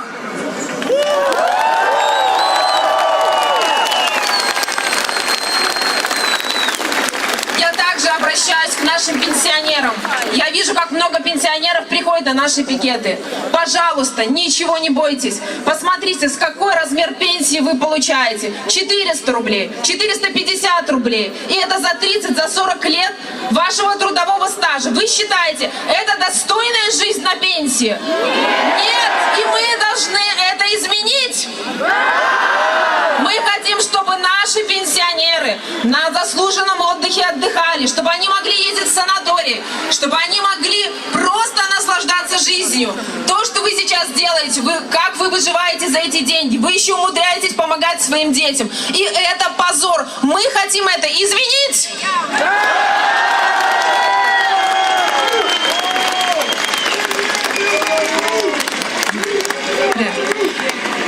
Посмотрите на ситуацию с коронавирусом, когда власть полностью отрицала существование коронавируса. Вместо того, чтобы помогать гражданам в этот сложный период, нам просто сказали, его нету вируса. Мы самоорганизовались, наше общество, белорусы самоорганизовались и начали самостоятельно помогать медикам. Мы собирали на воду, мы собирали на маски, мы собирали на антисептики, мы собирали на чай и кофе. Это позор, и мы хотим это изменить.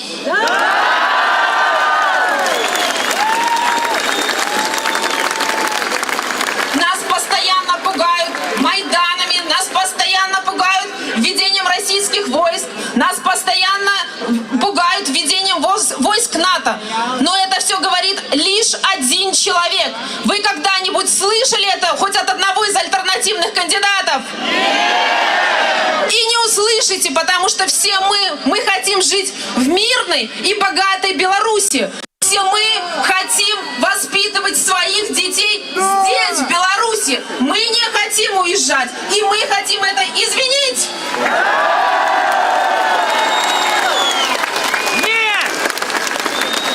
За набранные государством кредитов придется расплачиваться не властям, а придется расплачиваться именно нам, простым гражданам, со своих налогов. И это неправильно. Мы хотим это изменить. Мы не хотим жить только за кредитные деньги. Мы должны научиться зарабатывать самостоятельно. И мы это сделаем в Новой Беларуси.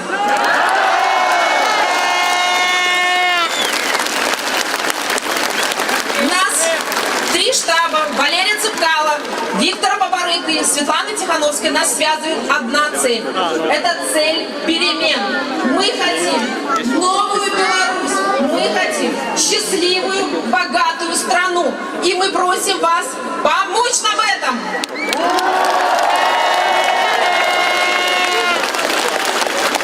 Что нам нужно сделать, чтобы самим себе помочь? Первое. Мы идем голосовать 9 августа. Ни днем раньше, ни днем позже. И голосуем за эту героическую женщину Светлану Тихановскую. С приходом Света!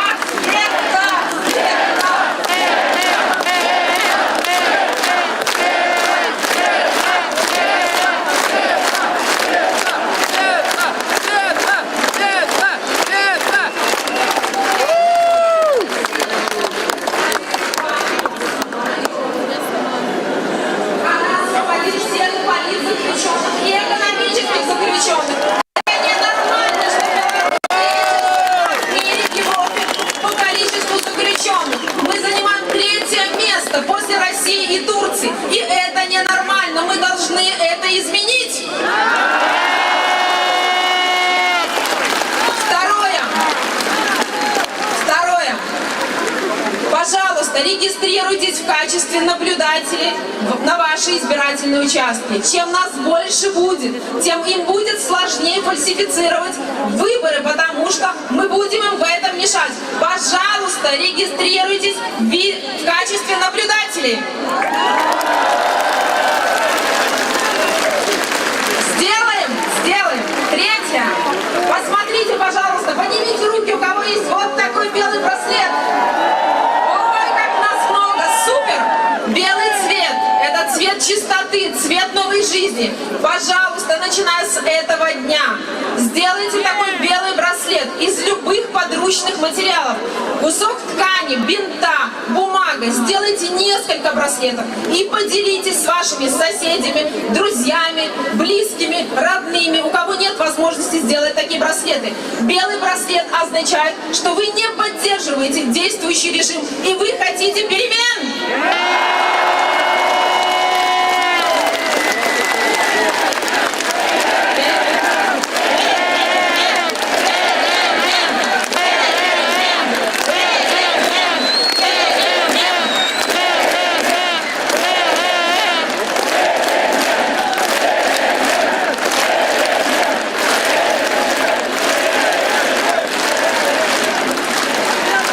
Еще что я вас попрошу, пожалуйста, нашими штабами было запущено несколько инициатив. Одна из таких инициатив — это «Честные люди».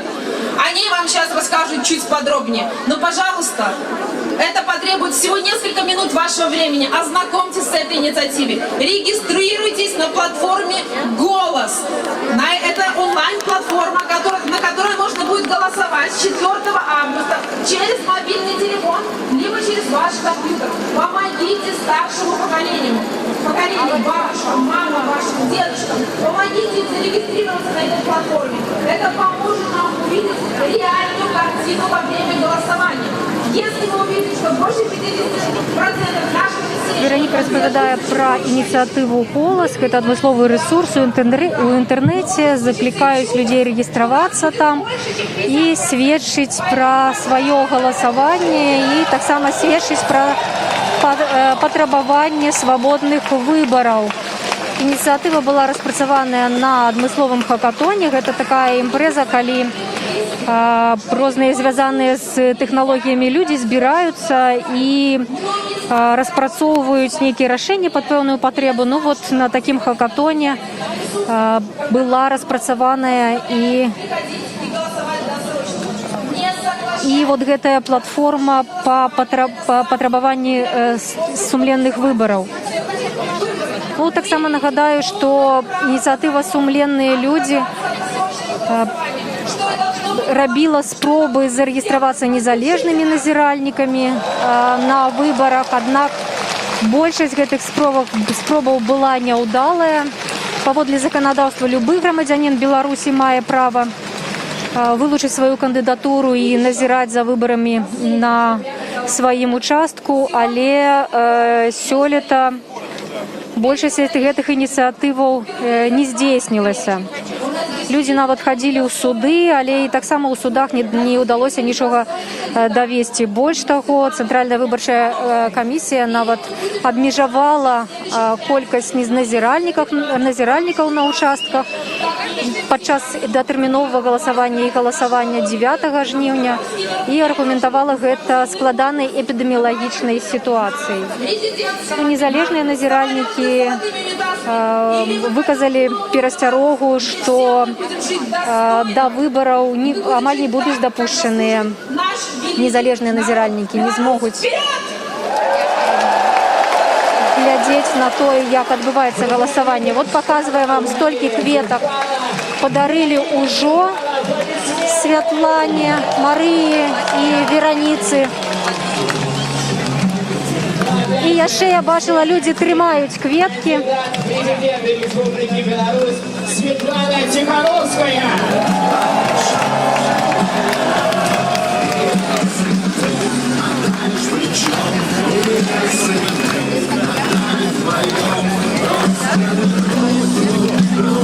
Ну, гучыць песня «Муры», своеасаблівы гімн гэтай кампаніі Святланы Тихановскай. Раней яна таксама гучала на пікетах па зборы подпісаў падчас стрымаў Сергея Тихановскага. Наших лидеров объединенной коалиции для того, чтобы они дали интервью, они совсем скоро вернутся на эту сцену.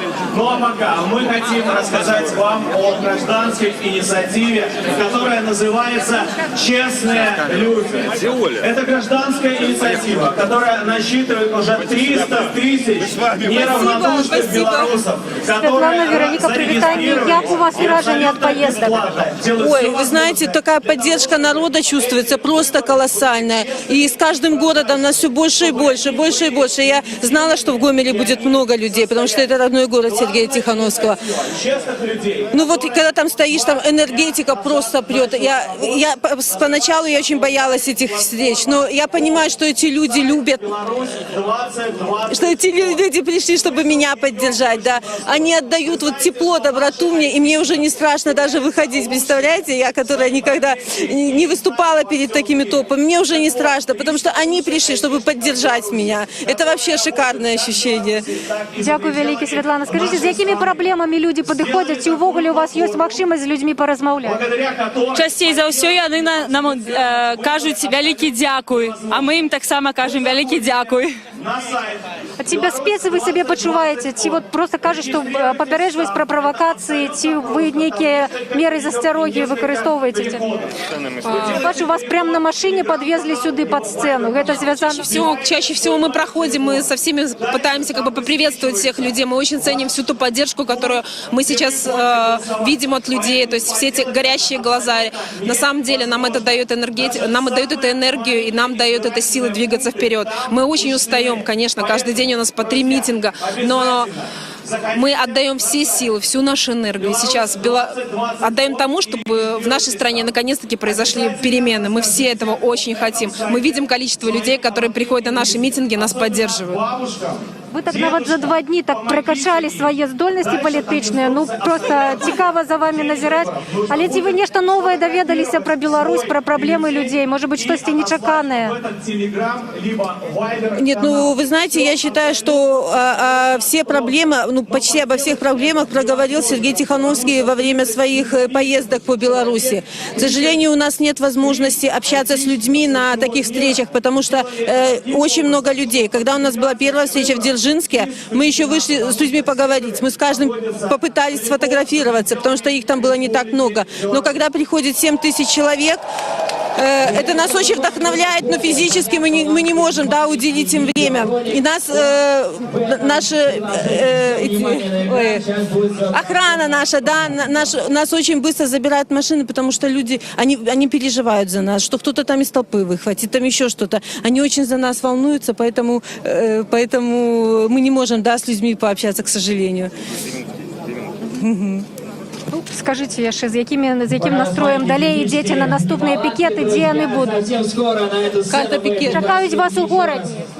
Да, мы будем во всех областных городах все вместе, но мы стараемся охватить максимальное количество городов, чтобы посетить втроем, потому что нас люди ждут везде, да, и мы очень стараемся организоваться так, чтобы посетить как можно большее количество городов. Наш следующий тур начинается со среды, сейчас вам не скажу города, да, со среда, четверг и дальше со среды, да, и дальше мы поехали до воскресенья опять по городам Беларуси. У нас по 3 пикета в день, это очень сложно, мы уже выжаты как лимон к вечеру, но когда ты приходишь, ты поднимаешься на эту сцену, и ты понимаешь, ради чего ты все это делаешь. Усталость как рукой снимает, потому что энергетика колоссальная, просто шикарно.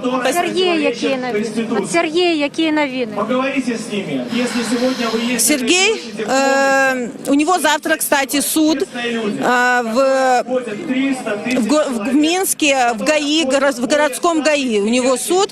Не знаю, по какой причине, но я завтра туда планирую быть, потому что для меня муж все равно важнее всего, и я буду там, где он будет. Я очень надеюсь, что я смогу увидеть его по скайпу там.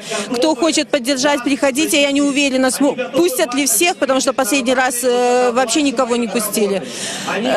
Он морально духом не падает. Ему передают все новости, что люди приходят, поддерживают, что люди его ни в коем случае не забыли, что его встречают, только его фамилию упоминается, его встречают овациями. Поэтому никто не забыл, он верит в белорусов, верит в перемены. И пишите ему, пожалуйста, письма. Пишите письма всем политзаключенным. Они очень-очень важны для них там. Это особенные выборы, потому что у каждого из нас есть... А што мы даведаліся за гэты час, што беларусаў, якія прагнуць прыгнуць свабоды большасць, нас большасць, і мы ў гэтым абсалютна ўпэўнены.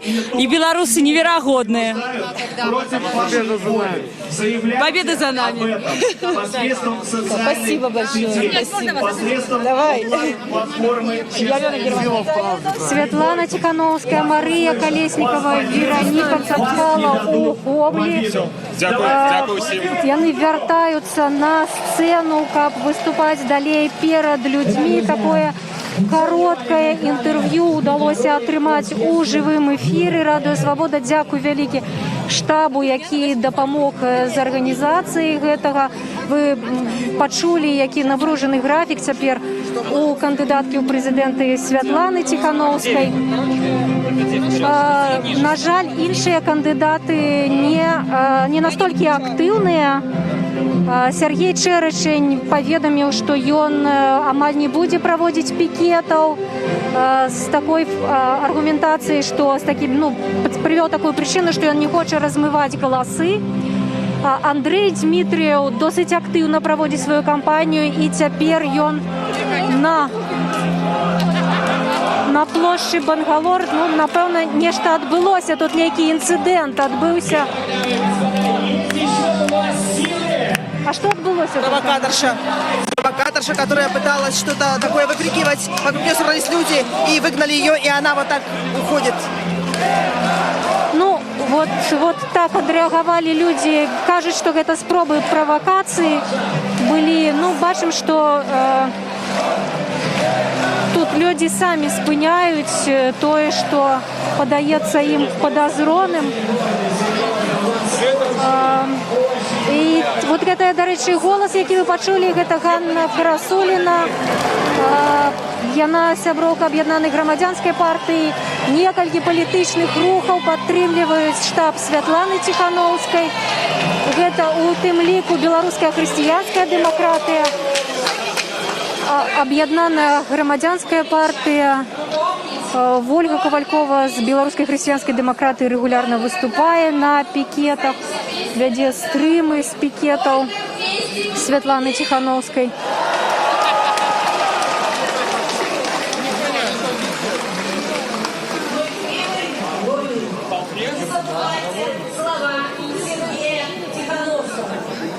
Затравили девушку. Мы сможем построить страну для жизни! Вернемся трохи, покажем сцену, як сканчаецца пікет, і пасля паговорым з людзьмі. Спадзяёмся, што тэхнічныя магчымасці дазваляюць нам працягваць стрым, але нават калі ёсць нейкія перабоі, мы вядзем відэазапісы, вы зможаце ўсё паглядзець.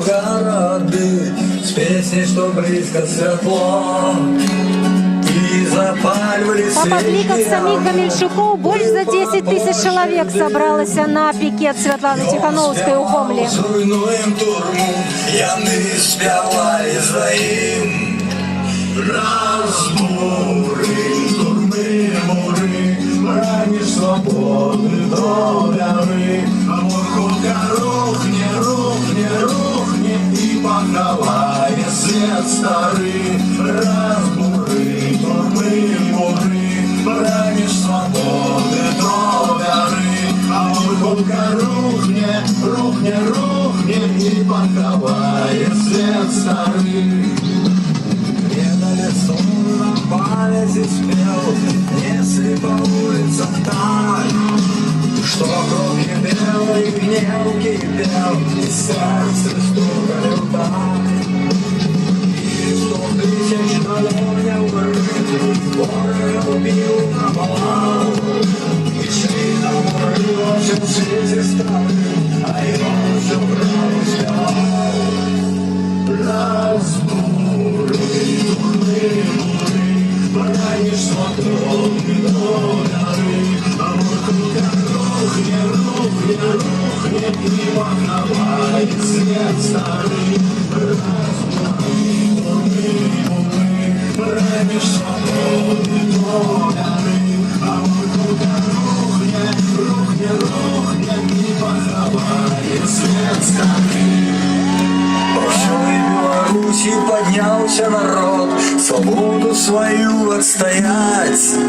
Афиною метою зняўся наш дух, цемру святлом разгонять. Браты, офицеры, мы один народ, мы разом живем на земле. Дамы и господа, сегодня для вас выступали кандидат в президенты Республики Беларусь Светлана Тихановская, лидер штаба Виктора Бабарика Мария Колесникова и лидер штаба Валерия Цепкала Вероника Цепкала. Давайте их проводим бурными овациями.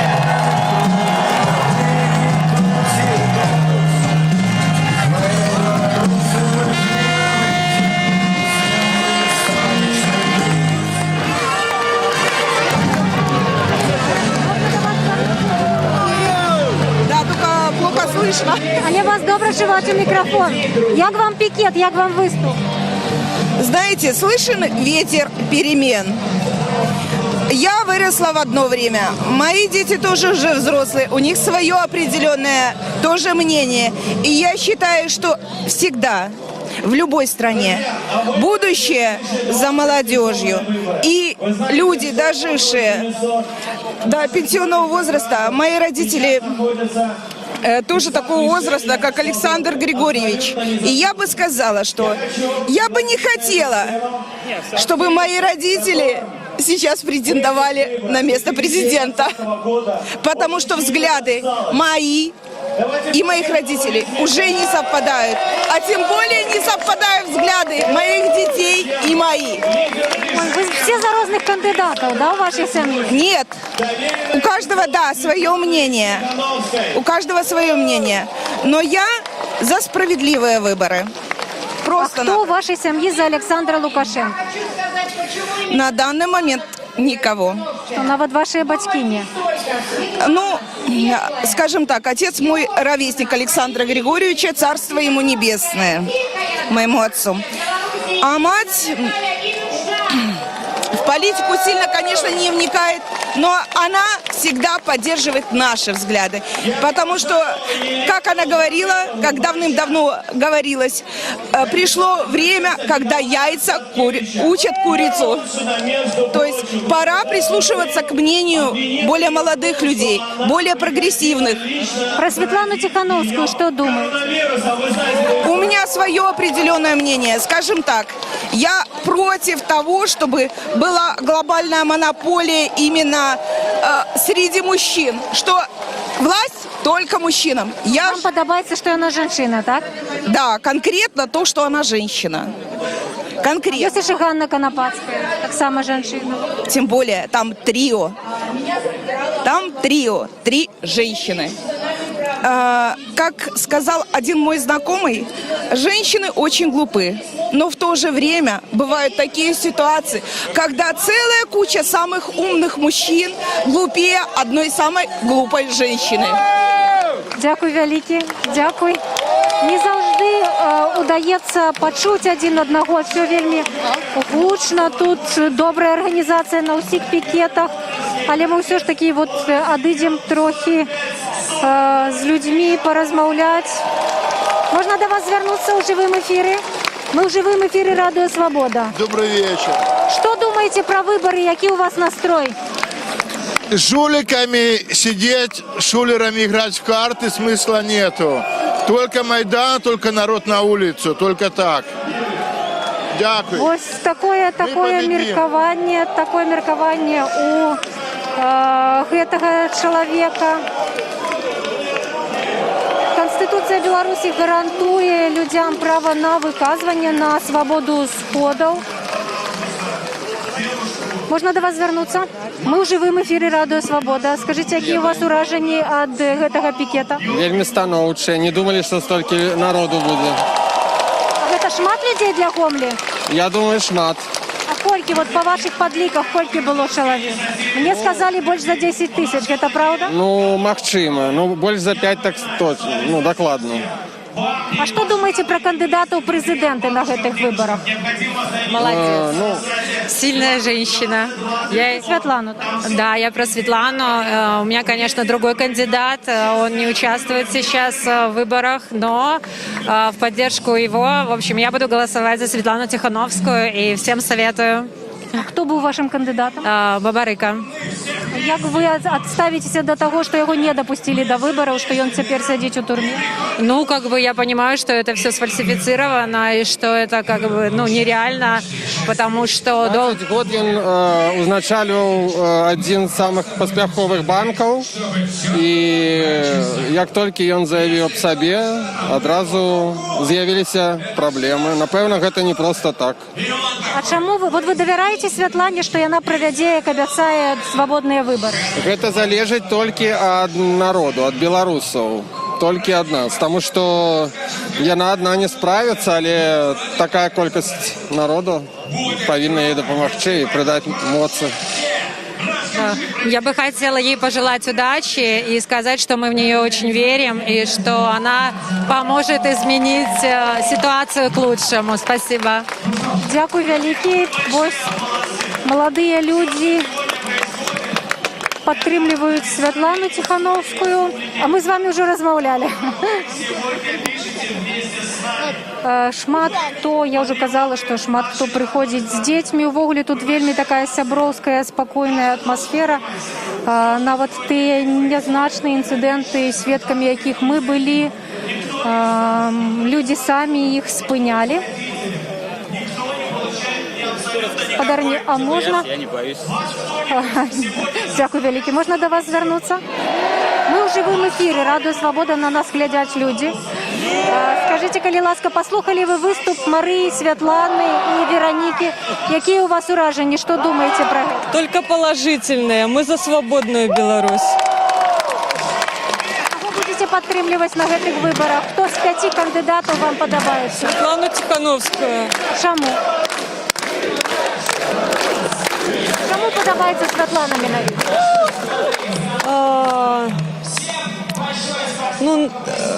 Тем, что она собирается провести честные выборы, это в принципе то, чего ждут все. Ви думаєте, це просто так буде зробити? Ну, во всяком случае, это хорошая инициатива. Мы очень надеемся, что все получится в этот раз. После 26 лет пришло время. А що ви думаєте про пропанову Центральної комісії, щоб на виборах було менше назиральників, ніж звичайно? Вони обмежували, здається, до 5 чоловік. Ну, всем понятно, для чего это делается, поэтому положительно относиться к этому просто невозможно. Дякую велике. Дякую. Ну, давайте у вас спитаємося. Ви слухали виступ, правда? Да. Які ураження у вас зостались? Ну, вообще, в целом, я потрясен немножко тем, что так смотрят в корень проблем.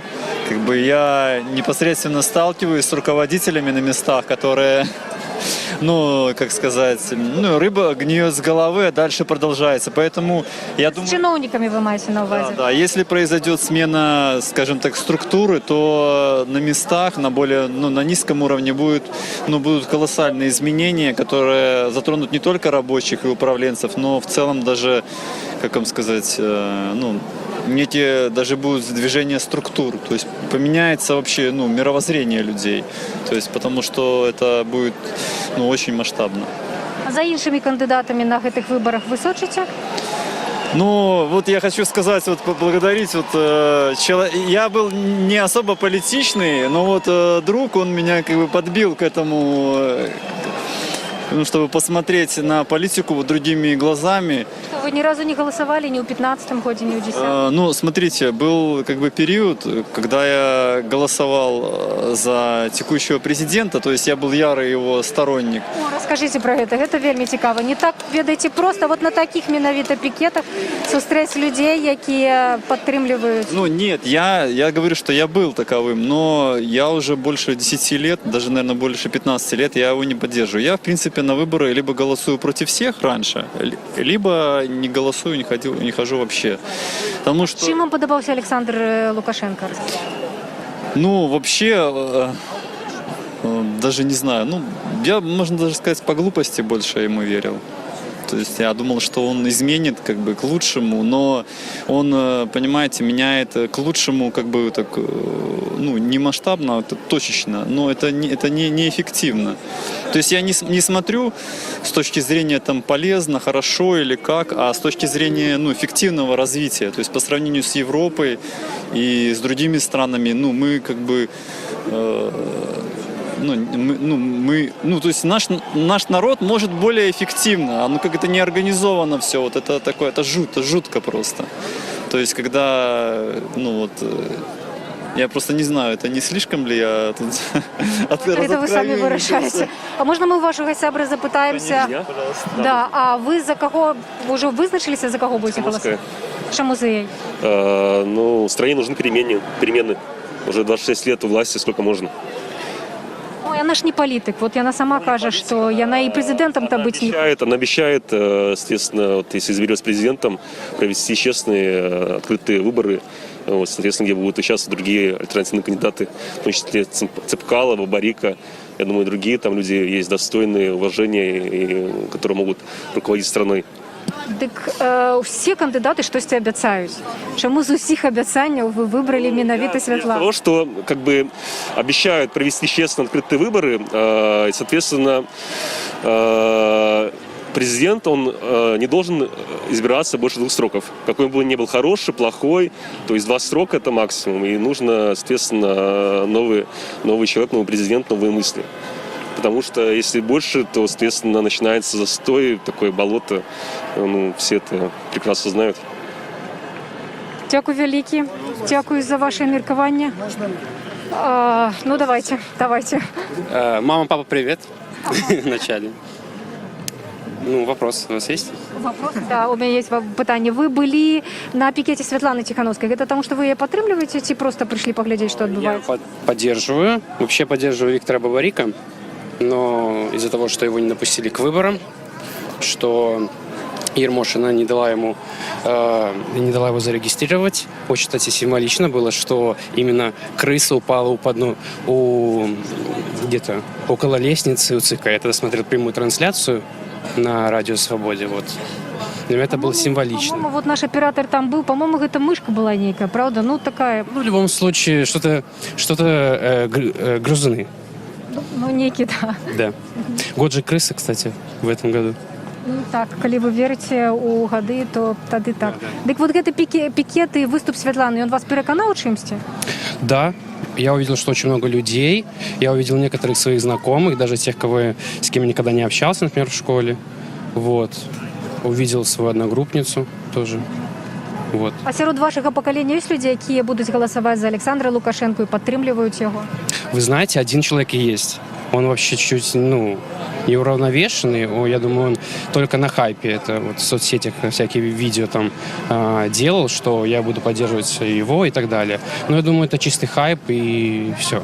А все остальные, они его не поддерживают, Лукашенко. И, как и я, за Бабарика либо Цепкало. Дякую велике. Дякую за ваше міркування. Добрый вечер. Меня зовут Виталий Кулеш. Я был незаконно задержан 14 июля на улице Жарковского. Был кинут в ВВС. Первый день провел в карцере. Осужден на 10 суток. Вышел 24 числа. Я хочу сказать всем белорусам спасибо. Я был очень удивлен. Мне просто приятно это удивило. У меня был громадный эмоциональный подъем за нашу страну, за всех людей, которые здесь собрались, потому что... А за что вас затримали? Судили за 23-34, как и всех, нас. То есть, а шел я просто к своей машине, мне оставалось перейти просто одну улицу, и затримливали, мой знакомый, которого я, в принципе, знал, и с которым даже когда-то мы дружили. Он был в маске, но знать я его узнал. Після гэтага ён до вас не звертаўся, не казаў нічого, не выбачаўся? Ці, можа, наадварот, казаў, што вы кепска себя поводили? Нет, они очень вели себя, очень как-то, как гопники, что ли. То есть, когда нас уже туда завозили, как-то так. Я хочу сказать привет судье Круподерову НН. Данный господин, я хочу вам сказать то, что мы... Будь ласка, нікого не ображайте, вельми вас просим. Нет, оскорблять я не хочу. Я хочу сказать, что с данным господином мы просто едим в одной столовой. И как бы, ну, нужно думать, что вы делаете, для чего вы это делаете. И просто передать ему привет. И пожелать хорошего аппетита и всего остального. А на виборах этих ви вже визначилися з кандидатом? Ну, естественно, Светлана Тихановская. А чому вот натурально, так ви кажете? Потому что больше не за кого, это раз. Потому что вы сами слышали, что у нас затем будут честные выборы. И в честных выборах, если даже будут принимать 100 человек или что-то еще, я хочу, во-первых, я хочу, чтобы эти выборы были для нас, как это сказать, чтобы все, кто мог, там, их все представлял какие-то инициативы, могли избираться, не боялись этого, не боялись, что их заберут, что их посадят, что их будут пугать репрессиями и всем остальным. Дякую велике. А ті люди, з якими ви сябруєте, ті ваші сусіди, у їх яке міркування про вибори? Ой, можно? Давайте. Подождите, не про выборы, я просто скажу тем людям, которые... У меня была огромная поддержка, ребята вообще готовились, даже мои коллеги готовились организовать перформанс. Ну, как всегда, нас выпустили раньше, раскидали. Меня везли с Валерием Слепухиным, если вы знаете. Он тоже был на 10 суток. Меня выкинули на остановке, его выкинули чуть дальше, и получилось разнобой. Но все меня поддерживали. Ребята даже из Хабаровска хотели оплатить мне штраф. Хабаровску большой привет. У Хабаровску так само йдуть протести супроть. Здається, їх там мера посадили, так? Ну, губернатора у них посадили. У них... Я там с ребятами знаком, как бы, то есть мы поддерживаем связь, и довольно было приятно, то, что они поддерживают меня здесь, я их поддерживаю здесь их. Как-то так. И всем моим знакомым, которые меня поддержали, которые выразили заботу какую-то, хочу сказать огромный респект. И только вместе мы должны победить. Дякую вам велике. Дякую. Пікет Святлани Тихановської, кандидата у президенты Республики Беларусь, отбылся у Гомлі. Мы, конечно, не могли подлішись, глядели зверху, і у нас будуть здимки з дрона, і можна буде кожному, хто аматор математики, подлішись, скільки було чоловік, але нам сказали, що докладно більш за 10 тисяч. Радіо Свобода вела живу трансляцію з Гомлі. Так само обіцяємо вам живі трансляції з інших пікетів. Світлана сказала, що вони зроблять невеликий перепинок, але інші кандидати, наприклад, Андрей Дмитрієв, ми ведемо, що веде активну кампанію і так само проводять пікети. Будемо повідомляти про всі події, які відбуваються на цих президентських виборах. Президентські вибори призначені на 9 жнивня. Сочите, коли ласка, за нашими живими трансляціями, за сайтом Радіо Свобода. Заставайтесь со свободой.